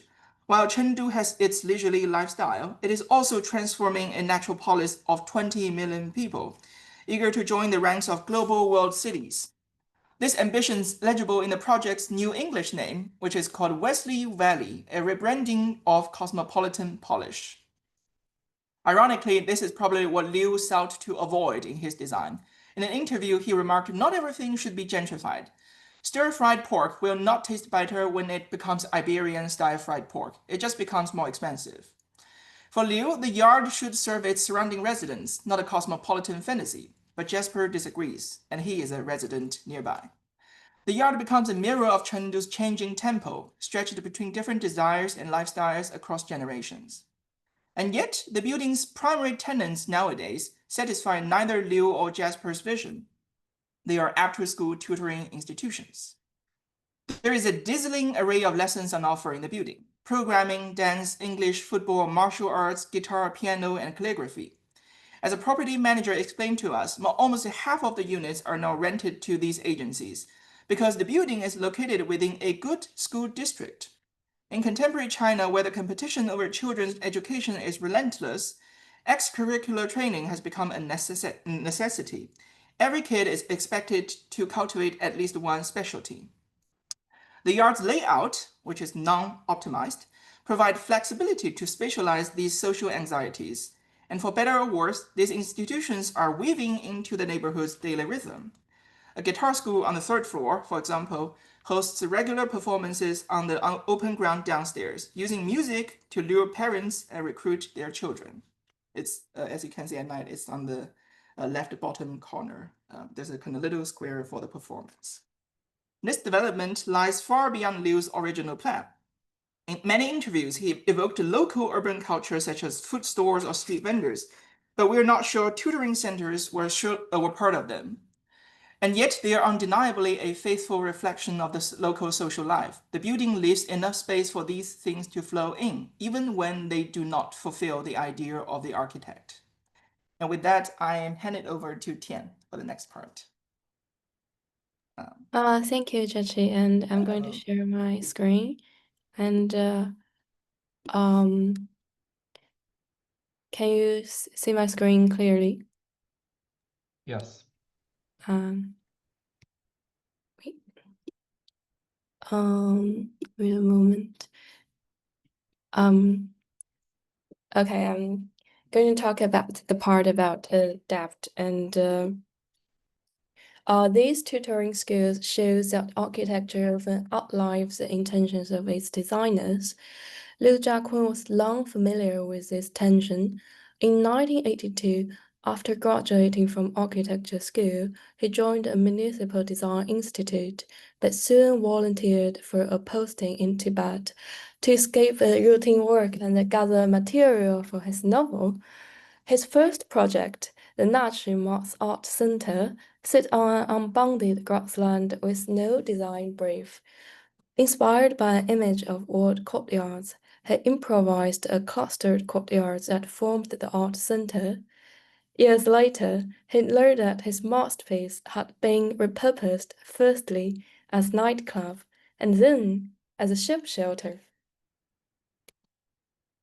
Liu later recalled, Tibetans have their annual gatherings where they ride horses, shoot rifles, lift stones, and dance around the bonfires.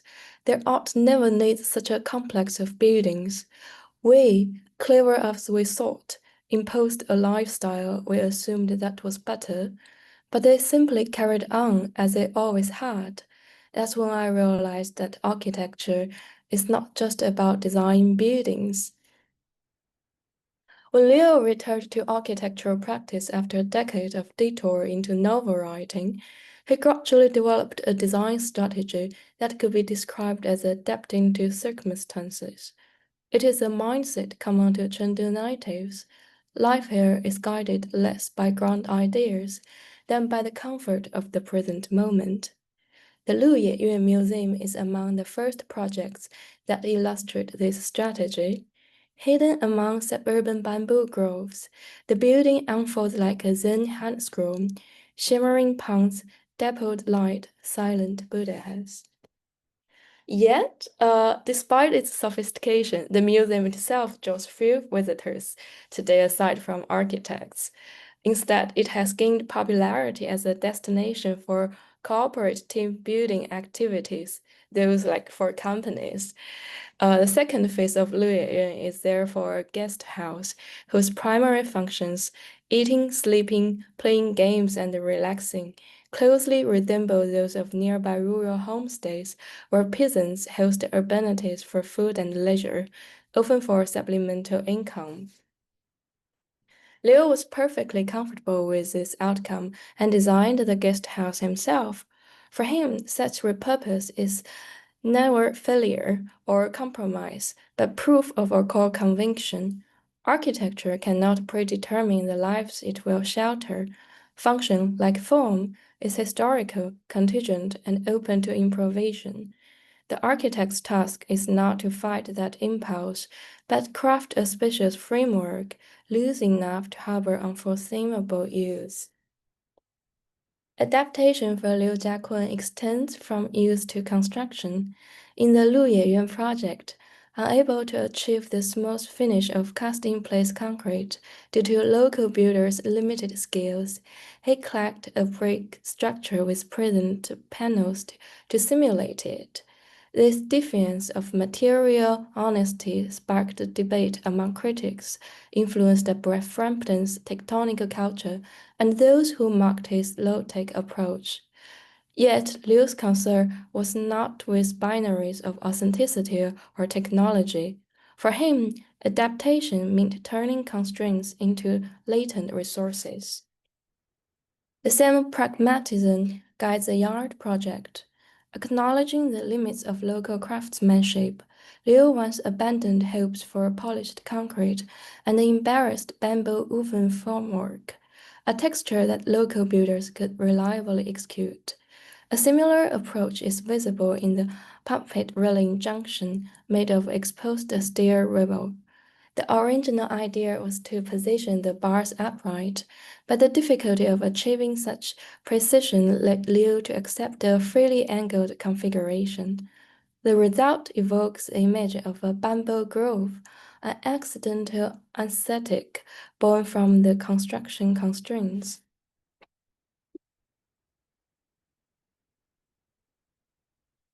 But the best adaptation, in our view, It's neither the bamboo textured concrete nor the bamboo-like rebar, features that may offer a hidden, somewhat cottage pleasure to architects themselves, but the use of actual bamboo. As Liu admitted, the decision to plant bamboo as the main landscape element came relatively late in the design process. This improvisation, however, saved the project. Without bamboo, the whole complex would have remained a lifeless concrete jungle. A native plant of the region, bamboo not only provides a habitat for pandas, but also the silent setting for everyday social life in Chengdu. Whether drinking tea or playing mahjong, people gather in the shade of bamboo groves, so ubiquitous they are barely noticed. As the bamboo grows in the countryside, so does the buildings, softening its form, rooting itself in place, and coordinating with the rhythms of its surroundings. Wait. If adaptation means bending to the circumstances, it also sometimes means waiting. As we mentioned earlier, the yard features an aerial running track, yet for nearly a decade after completion, it remained closed. A former intern at Liu's office told us that even they had to climb the fences to access the rooftop. This is not an isolated incident. Tian Art Park, a newly completed cultural complex with lush, publicly accessible green rooftops, has likewise kept them closed. As our friend Jasper explained, the rooftop required frequent maintenance due to the heavy foot traffic. During an inspection, a higher official deemed it unsightly and ordered its closure. The walkable rooftop has been an architectural idea of open, democratic public space, but the promise of openness collided, as it often does, with bureaucratic caution. Sometimes the only thing its building can do is to wait. Nearly a decade after the yard's completion, its aerial track was finally opened by the new management team. Almost overnight, it became a popular site for evening strolls, morning exercise, and photo shoots. Sometimes it takes time for the change to happen. What distinguishes the buildings, therefore, is precisely its patience over time. For most commercial complexes, the grand opening is their brightest moment, after which they decline with astonishing speed. The yard, by contrast, spent years in a state of quiet underuse, at times almost empty, and nearly shut down during the COVID, before gradually coming back to life, and, presumably, gained more popularity after Brisker. A decade after its completion, the building has only begun to unfold. The yard, like water, adapts. To read it hydrologically is to understand it as fundamentally situational, shaped by license limits, zoning designations, construction constraints, parental anxieties, and municipal ambitions. Where typology seeks continuity and enduring form, the hydrological lens foregrounds contingency, movement, and transformation. It shifts our attention from what a building is, how it flows, how it adjusts, circulates, and gathers meanings through use. Seen this way, the yard is less a formal monumental than a set of currents and countercurrents. Its significance lies not in a singular architectural authorship, but in a slow accumulation of everyday practices. Children shuttling between tutoring classes, bamboo growing into the courtyard, neighbors walking the rooftop track, rather than resisting circumstances or embodying it fully, the yard modulates it through accommodation and delay, just like the rivers that have shaped Sichuan Basin. Thank you.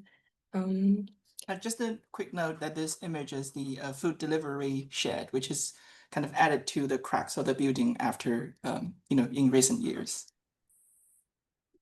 Okay, thank you. Thank you, Jiaqi. Thank you, Tian. So we are moving forward. Please,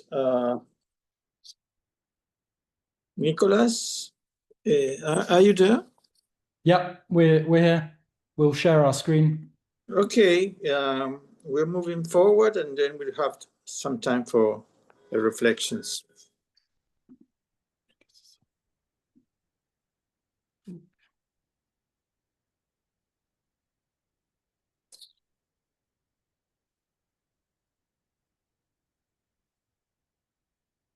Okay.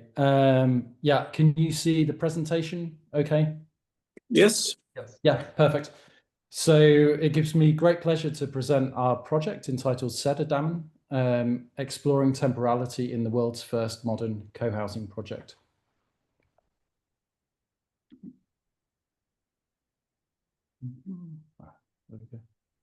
So the project actually has 3 members.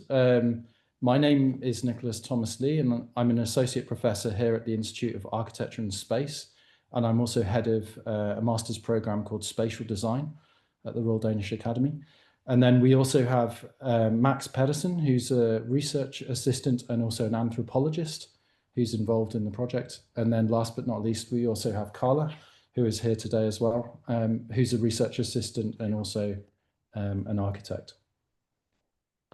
And over the course of this paper, the temporal, spatial, programmatic flexibility of Sættedammen, often described as the world's first contemporary co-housing project, will be explored through ethnographic interviews and architectural analysis.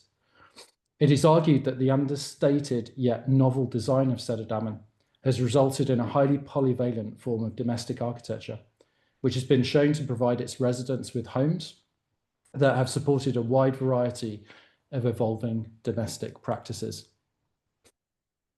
And the main or the kind of central thesis for this particular study has been what lessons can be learnt about temporal spatio-programmatic flexibility by studying how the architecture and the resulting domestic practices of Sættedammen have evolved since 1972.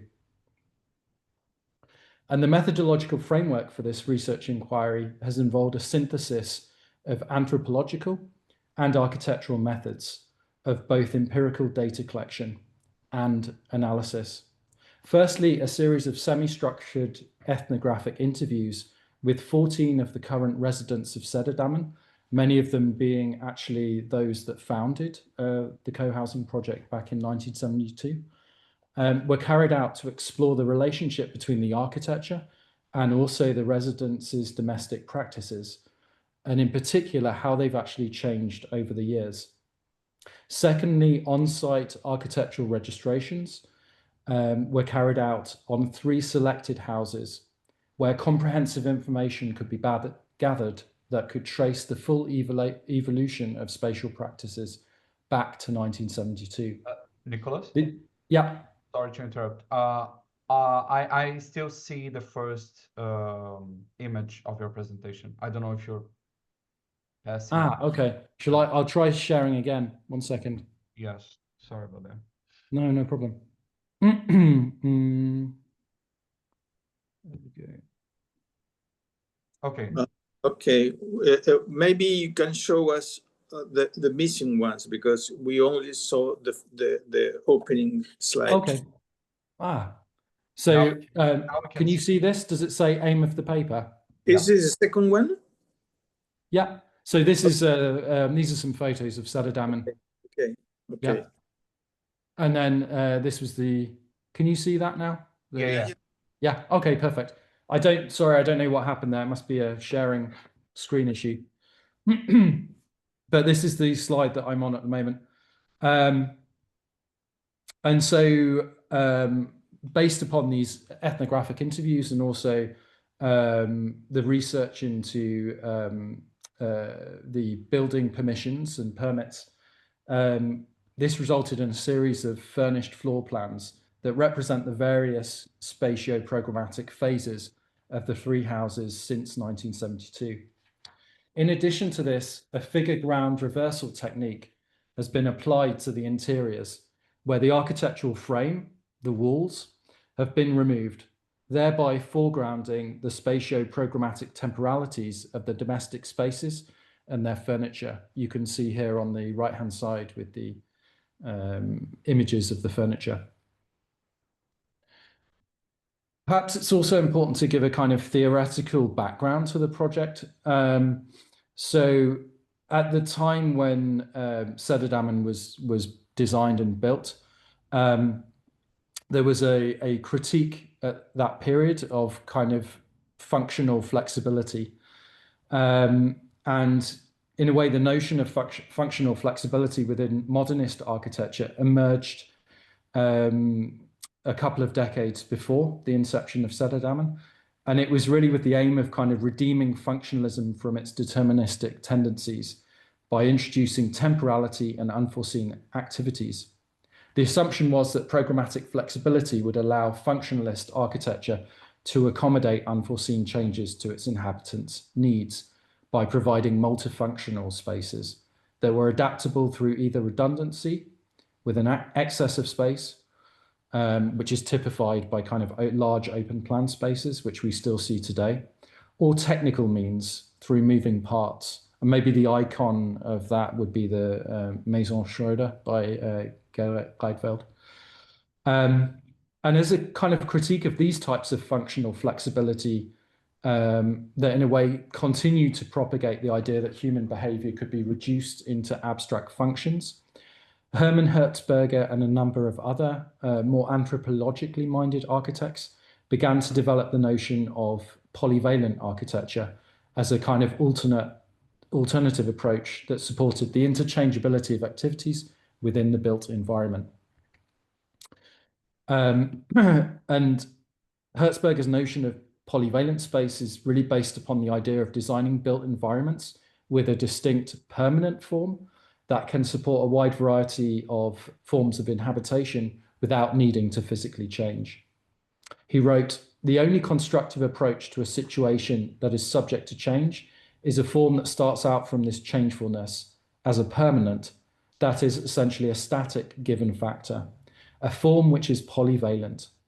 In other words, a form that can be put to different uses without having to undergo changes itself, so that a minimal flexibility can still produce an optimal solution. Through an understanding and appreciation of human behavior and an anticipation for unspecified situations, Hertzberger claimed that polyvalent architecture could support the temporal and the unexpected." More recent proponents of polyvalency would include Bernard Lupin. And Lupin unfolds his interest in flexibility, temporality, and dwelling in the book Frame and Generic Space. Instead of transformability through moving elements, Lupin once again takes the permanent as a point of departure for exploring a flexible domestic architecture that can accommodate the many mutations in household makeup and their evolving spatial rituals over a building's lifespan. The frame refers to the permanent within this case, whereas the generic space refers to the space contained within the frame where change can take place. Now we move on to Sættedammen itself. Sættedammen was designed by the Danish architects Theo Baer and Paul Dørbor, together with the civil engineer Claus Cornelius Hansen. And it's often cited as being the world's first modern co-housing community. And it's located in a town called New Hammersholt, which is about 37 kilometers north of Copenhagen. And when completed in 1972, Sættedammen consisted of 10 single-story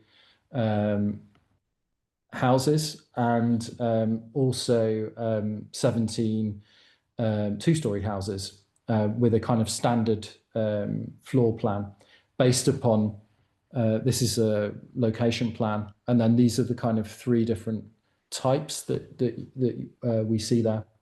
And a number of the single-story houses have been divided into 2 separate dwellings over the course of the time that it's been built, as well as examples of the 2-story houses being divided both horizontally and vertically. Now we'll go into detail with 3 example houses. So for House A is a two-story dwelling located on the northeastern part of Sættedammen. It has been continually inhabited as a single family residence since the beginning in 1972. Initially, it was built with a floor area of 176 square meters, but already in 1973, it has its first extension. So here you see an overview of the different changes the house has gone through over the years. So here is its original form.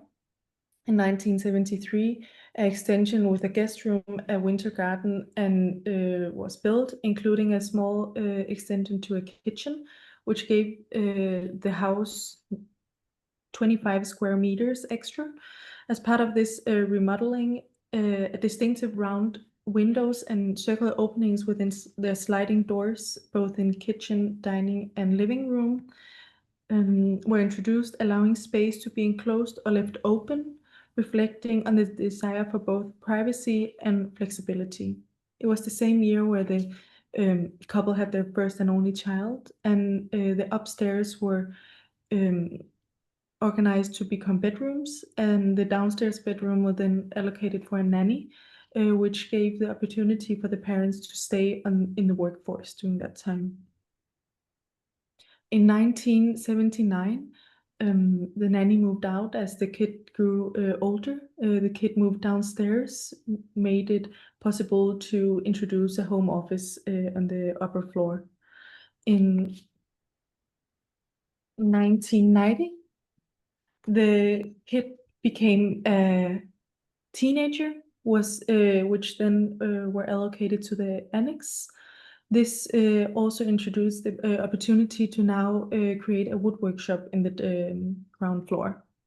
In 2022, Residence A became a widower, but continues to live alone in the house. Currently, the annex functions as a shared guest room for the whole of Sættedammen, with its own bathroom, and the former upstairs office, which was Resident A's spouse, is now become a sewing room where Resident A contributes to the community by mending clothes of anyone's needs. And now we'll move quickly on to showing the figure ground reversal drawings. I'll show them in quick succession so that then you can see the movement of furniture within the floor plans.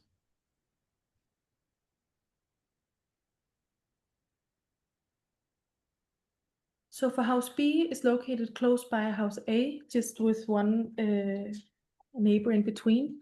It was originally it's a two-story house located on the northeastern part of Sættedammen and has maintained its 176 square meters throughout its years since 1972. Over the years, it has supported a wide variety of forms of inhabitation.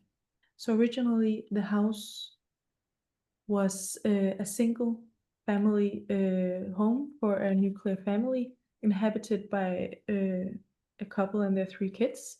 Already in 1975, the couple split, which then financially made the woman of the household, she chose to stay and had now the opportunity to create a collective for financial reasons, which then reprogrammed House B to accommodate collective living, which at one point held up to 10 people, including 3 children, that were living there simultaneous.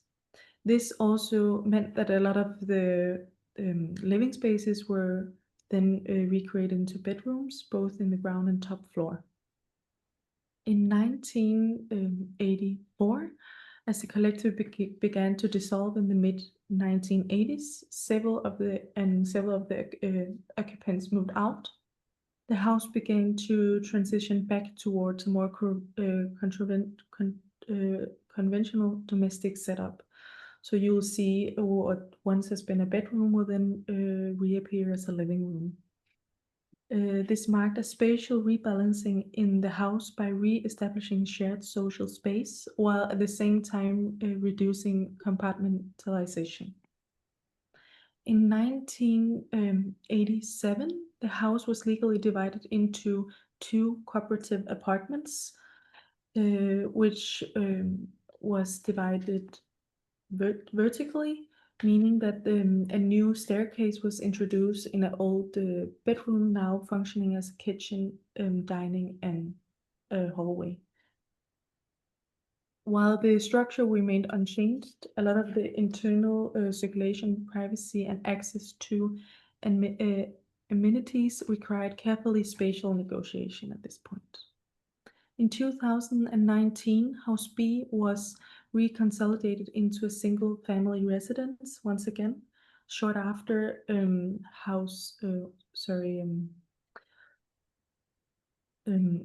the person who lived in House B became a widower, which now the cooperative ownership was dissolved, and while no significant architectural changes were made, it marked a significant programmatic simplification with a shift back to its sole occupancy.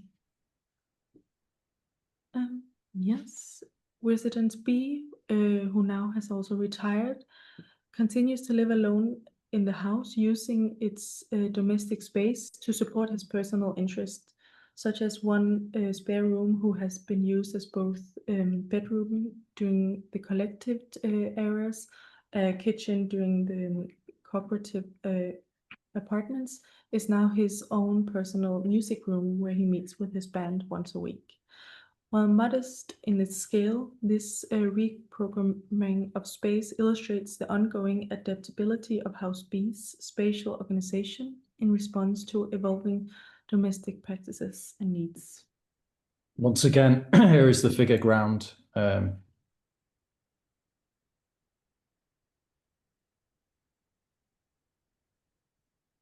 So for House C, it's a little bit different towards the other two. It's a single floor house, a 1-story house located in the southwestern part of Sættedammen, with its original floor area being 135. House C was initially occupied by residency and their partner, together with their kids. It contained kitchen, dining room, 2 bathrooms, and a living room, and 3 bedrooms. From the outset of the home blurred the lines between private and communal life, with friends and neighbors frequently staying for short or extended periods. In an informal practice described the residency as an open-door concept, while no formal spatial division were made, rooms were temporarily reallocated, and the turnover of temporary cohabitation was fluid. The praxis was slowly formalized with specific tenants living there for long-term periods. In 1977, House C underwent a significant architectural transformation, expanding with an addition of 79 square meters to accommodate this growing family, but also the several long-term cohabitants, resulting in a total floor plan of 214 square meters. So this include 2 large dining nooks to accommodate the many residents of the house. At this time, House C was legally converted into cooperative collectives, supporting up to 10 inhabitants at its peak, while Resident C's nuclear family maintained majority of the ownership. The plan layout was subdivided to include private bedrooms for the cooperative holders, while circulation space as shared kitchen, bathroom, and living room all required spatial negotiation between private and common. In 1980, the House C went through a process of reconfiguration in response to a reduction in occupancy, reducing in total floor area of 210 square meters. This reconfiguration also introduced minor change to several internal walls, such as room 19 was incorporated into living room 15, forming an even larger combined living space. These spatial changes redefine the flow between private and shared zones and formalize the entrance sequence to better accommodate the residents' need through though not a major reconfiguration. This remodeling improved clarity and circulation and access. In 2008, House C was converted back into a single-family use for residents C and their partner and children. The cooperative collection was dissolved and the ownership reconsolidated. Large part of the house became an architecture studio for resident C's partner, whereby rooms that had previously been occupied as cooperative collective bedrooms were reappropriated into studio and office space, together with a wood workshop and an archive room for architectural materials. In 2010, House C was legally and spatially divided into two separate residences, measuring 55 square meters and 54 square meters. The large residency was occupied by resident C and their family, while the smaller residency became a rental apartment. To accommodate the subdivision, internal partitions were introduced, creating a more formal boundary between the two residences, while the rental apartment was equipped with its own entrance, kitchen, bathroom, living room, and bedroom. Already in 2015, where a new tenant moved into the small rental, kept requesting on more space. In response to this, the distinctive round dining nook originally built for the cooperative collective was demolished and incorporated into the tenant's bedroom. This then reallocated 15 square meters from the larger apartment into the smaller. In 2022, because of care needs, a programmatic reorganization as a primary sleeping space were allocated in closer proximity to the bedroom. This change reflects a temporary but essential spatial reorganization, accommodating new requirements within a domestic built environment without the need of architectural alterations or moving to new accommodations. And as of spring this year, a resident of the house recently widowed and now living alone in the main residence. Although the house is unchanged, spatially, residency has gone through an emotional reappropriation for one's shared house, gradually reclaiming the home on their own terms. And here is the figure ground, just to show the variation.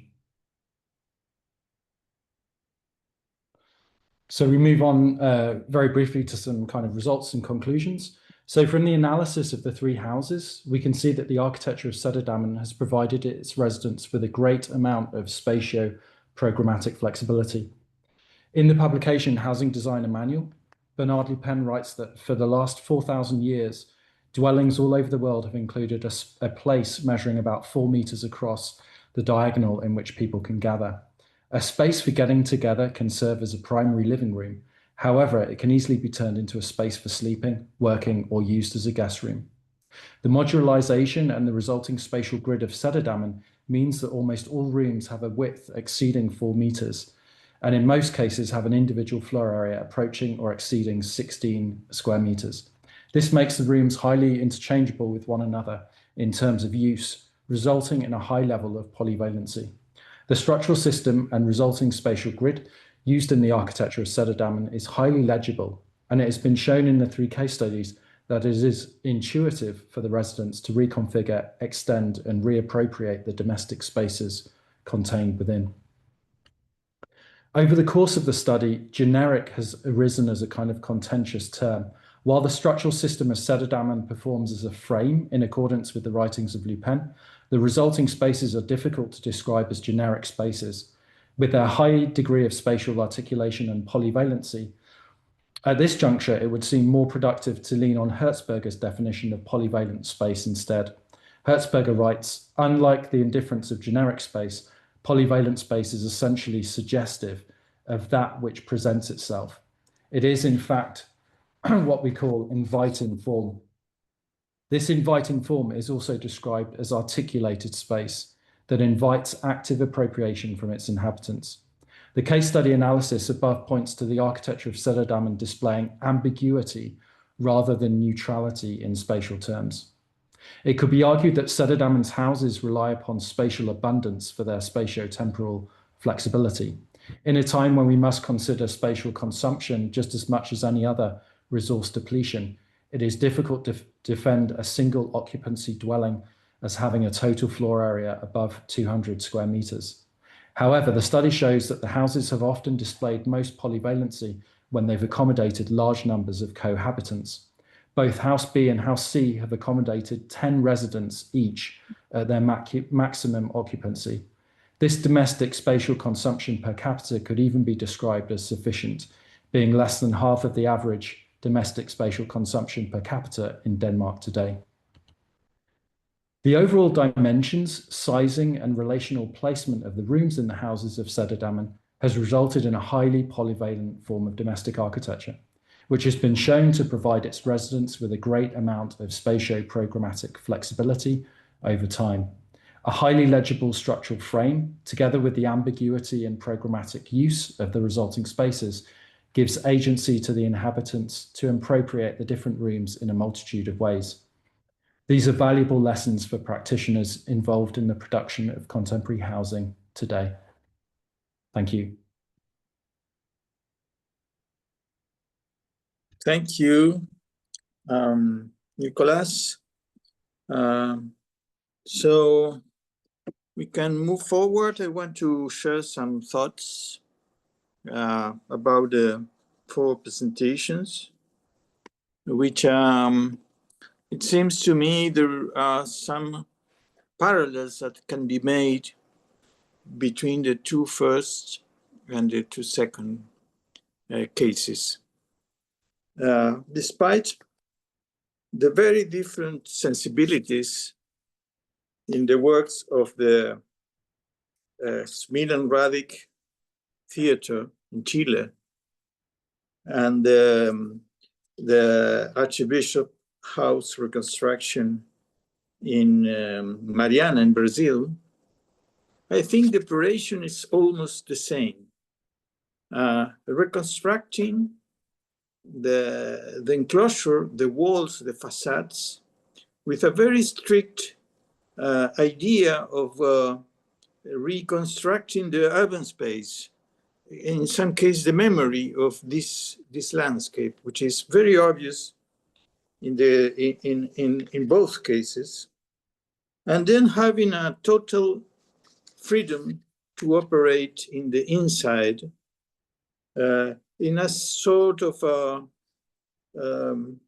imaginative, creative openness that is in one way, in one case it's postmodern expression, and in the other case is surrealistic, very quite poetic expression, this contrast between the white room and the black room and the tent.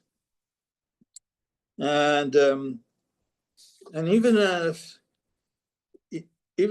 if in one case we can see it as somehow historicism, it's very, very interesting to see that this sort of historicism that one believes postmodernism is so interested in this case works perfectly well with the urban landscape. So one more thought about these 2 presentations is obviously in the case of Smith and Radic theater is so visible, the tent as a gesture that makes a contrast between the permanent and the movable. I was thinking that in the real circus tent, the tent is always located in a different place. Instead, in this case, it will be located in the same place. So it's a very subtle considerations to be made. But I think in terms of temporality, it's not that much. It's also the relation between the ruin that is no longer there and the reconstructed building. It's in terms of temporality, it's very strong, that idea of reconstructing the facade. So it's also here an idea of void and envelope, as in the case of Radic, as well as in the case of Olobaya, George Vasconcelos, and Silvio Podesta work. So it's it looks in very aspects, as I said, they are different, but they follow the same path, the same strategy. And they are different in sensibility, but not in the procedure. And I would also like to trace some kind of relations between the Chengdu yard, which is, in terms of Alan Cajon's famous article, is a super block. It's a very, very large building. And the Sættedammen co-housing project, because both have a courtyard. And although the presentation, Nicolas' presentation did not talk much about the courtyard and the communal spaces, that left me in somehow with something left to be understood. In both cases, there is a courtyard, there are communal spaces. And in both cases, there is an idea of undetermination, of something that is, well, polyvalent, in the words of Hertzberger, undetermination, water-like, in the words of Liu Jiaqi. So there are similar aspects. And in both presentations, you talked about the relation between the built and the use and the interaction of people with.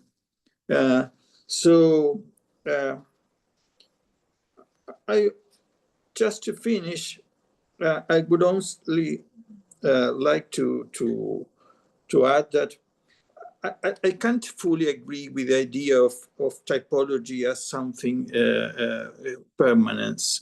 You can have a transformationally interpretation of typology.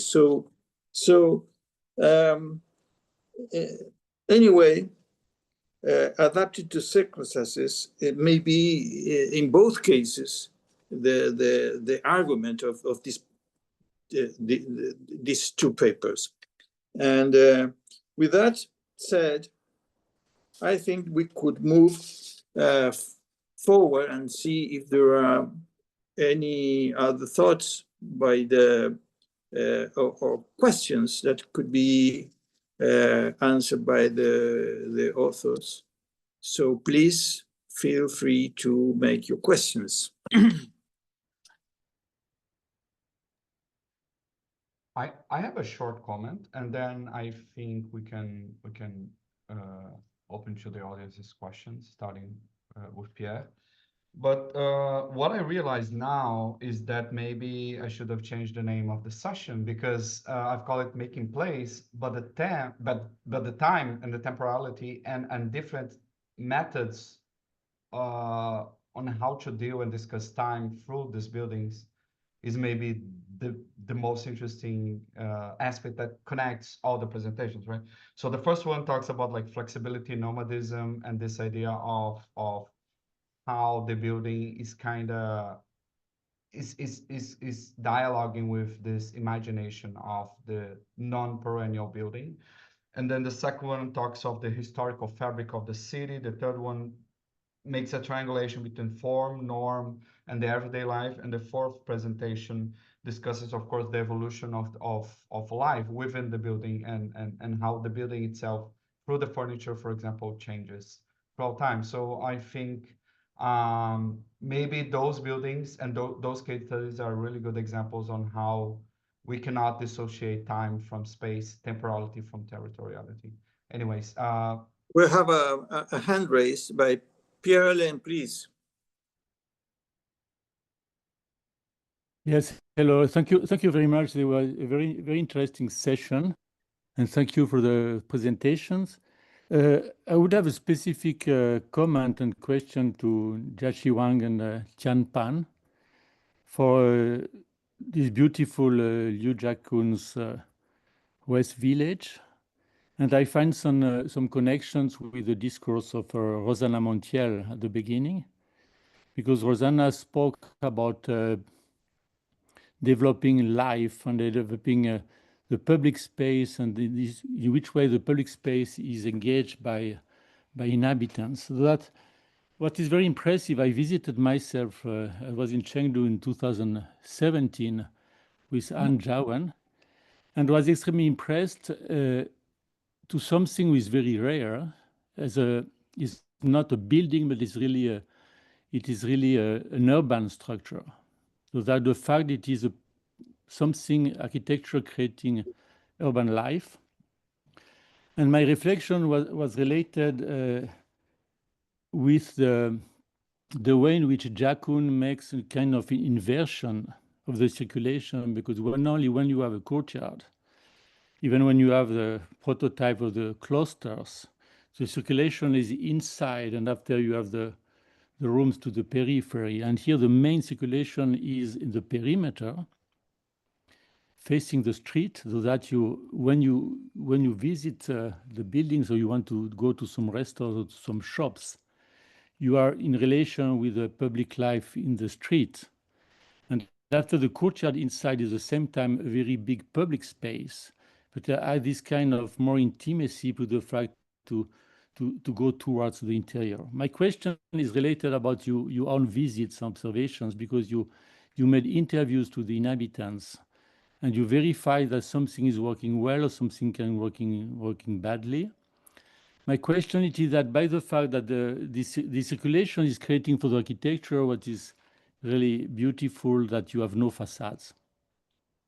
It is really an infrastructure. I was thinking about this idea of Le Corbusier in the Plan Obus in Algiers, to have a kind of the aqueduct or the viaduct is an uncompleted architecture, and that after it is filling in by the life of the inhabitants of the different architecture.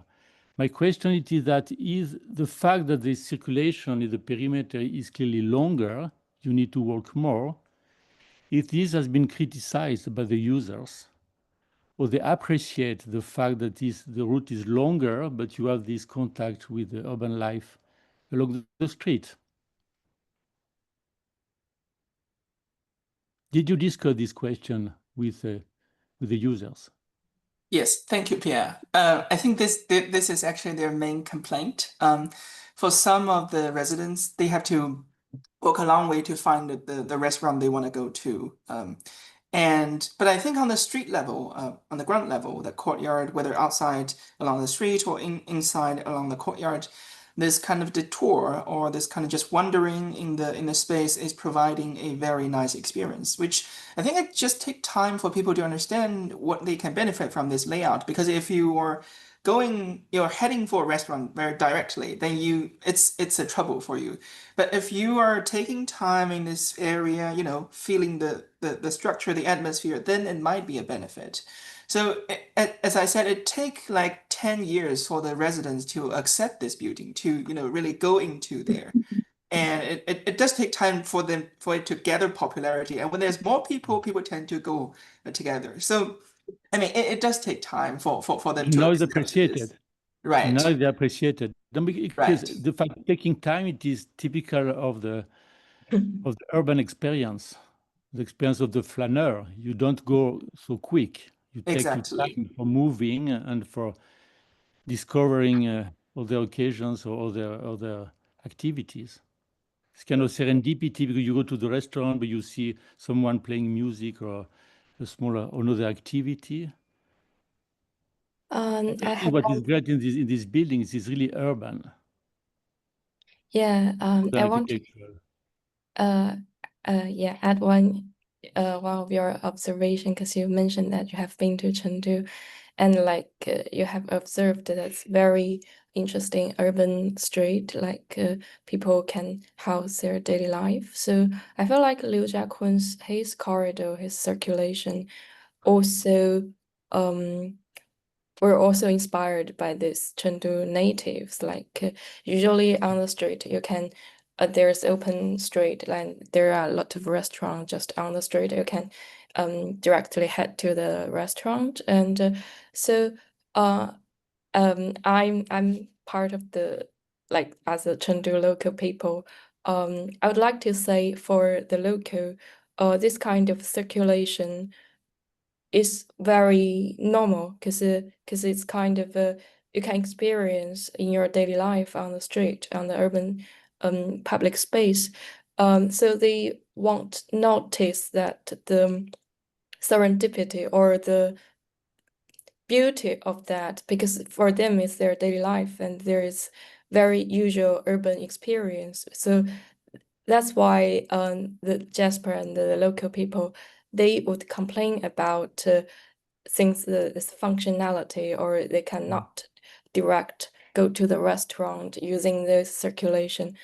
So but I think it's also it's kind of like the daily urban experience of the local people which makes they complain about it. It doesn't mean that this circulation doesn't have the very beautiful serendipity that you have mentioned. It's just local people, they're too used to that, so they ignore that aspect. They were more focused on the functionality and the convenience of the circulation. You can also circulate by the inner side of the courtyard, or you can both circulate by both places, both sides? Yes, both sides, and they are connected on every joint. Yes, that's what I thought, because analyzing the plans, because it's very, very open in terms of you can go anywhere you want. Exactly. Okay. Yes. Yes. Internally, the galleries are interrupted by the stairs, so that is more you have a perception of blocks. You cannot have all the complete circulation. The complete circulation is more to the perimeter, and that is what is creates this richness of experiences. And I have one question, because in terms of capitalistic development of rent and return, it's not that usual. You could wait 10 years for a for a building to mature in absorbing and developing a behavior among their dwellers. How did it find time to these 10 years in those terms? So because of the flexibility of the land use, so it was mainly designated as a community sports land. So the commercial is something that is attached to it. So although there's this kind of managerial stress, but it's not that much, because it's some kind of public welfare project supported by the government. So I think the land use also allows some flexibility to the building, allow some time for it to grow, to endure. That being said, it does have a tough time during the COVID. So all the underground space are transformed into vehicle storage, because nobody would rent those units. Yeah. So it's a clue to the program, the state ownership of the place. Yes, sort of. Okay. So any questions? We have 5 minutes to...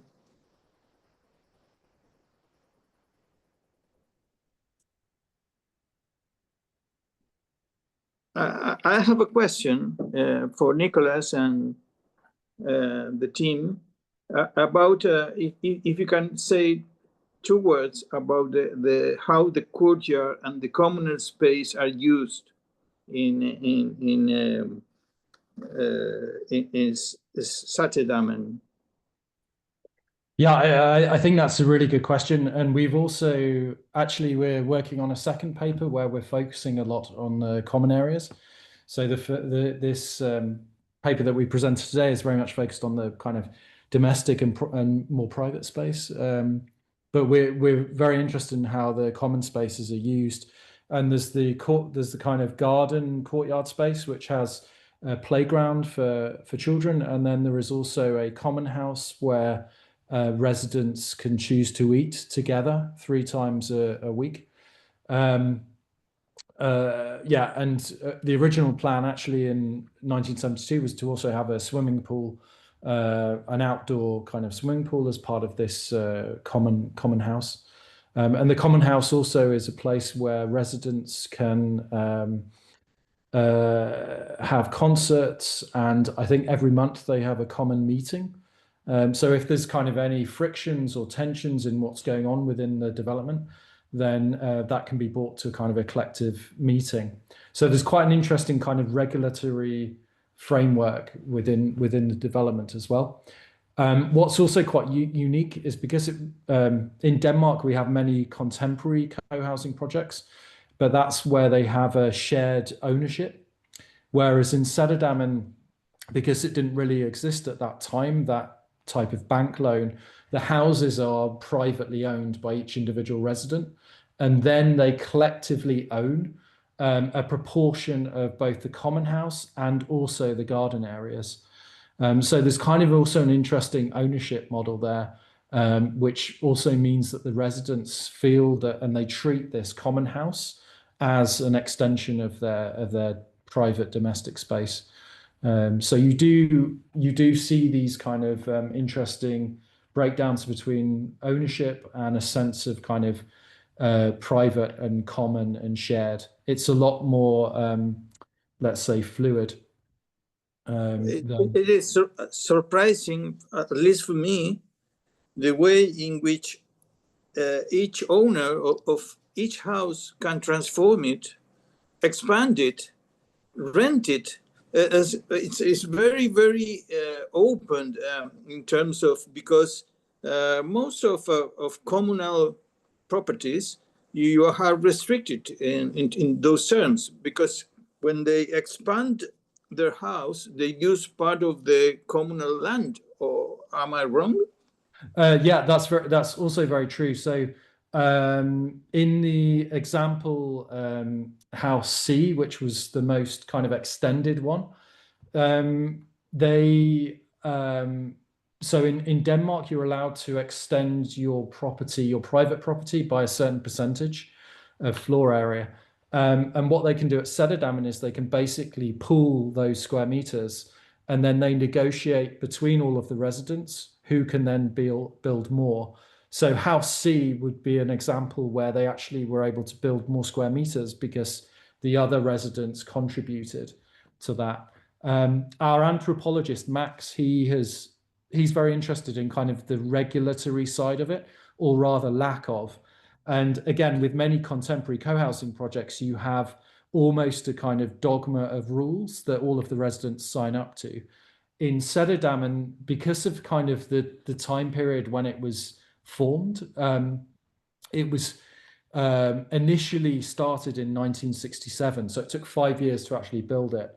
And it was started by a newspaper article called "Every Child Should Have 100 Parents." Yes. A series of families kind of got together that were interested in this idea. And so there was almost a counterculture kind of the people that decided that they wanted to be part of Sættedammen before it was even architectural and physical, had a kind of counterculture incentive. And so our anthropologist, Max, he describes the regulatory formwork as being almost anarchistic. And it's very much done by a kind of an idea that by not having so many rules, you are respecting the individuals, and that respect then manifests itself as a kind of collective trust.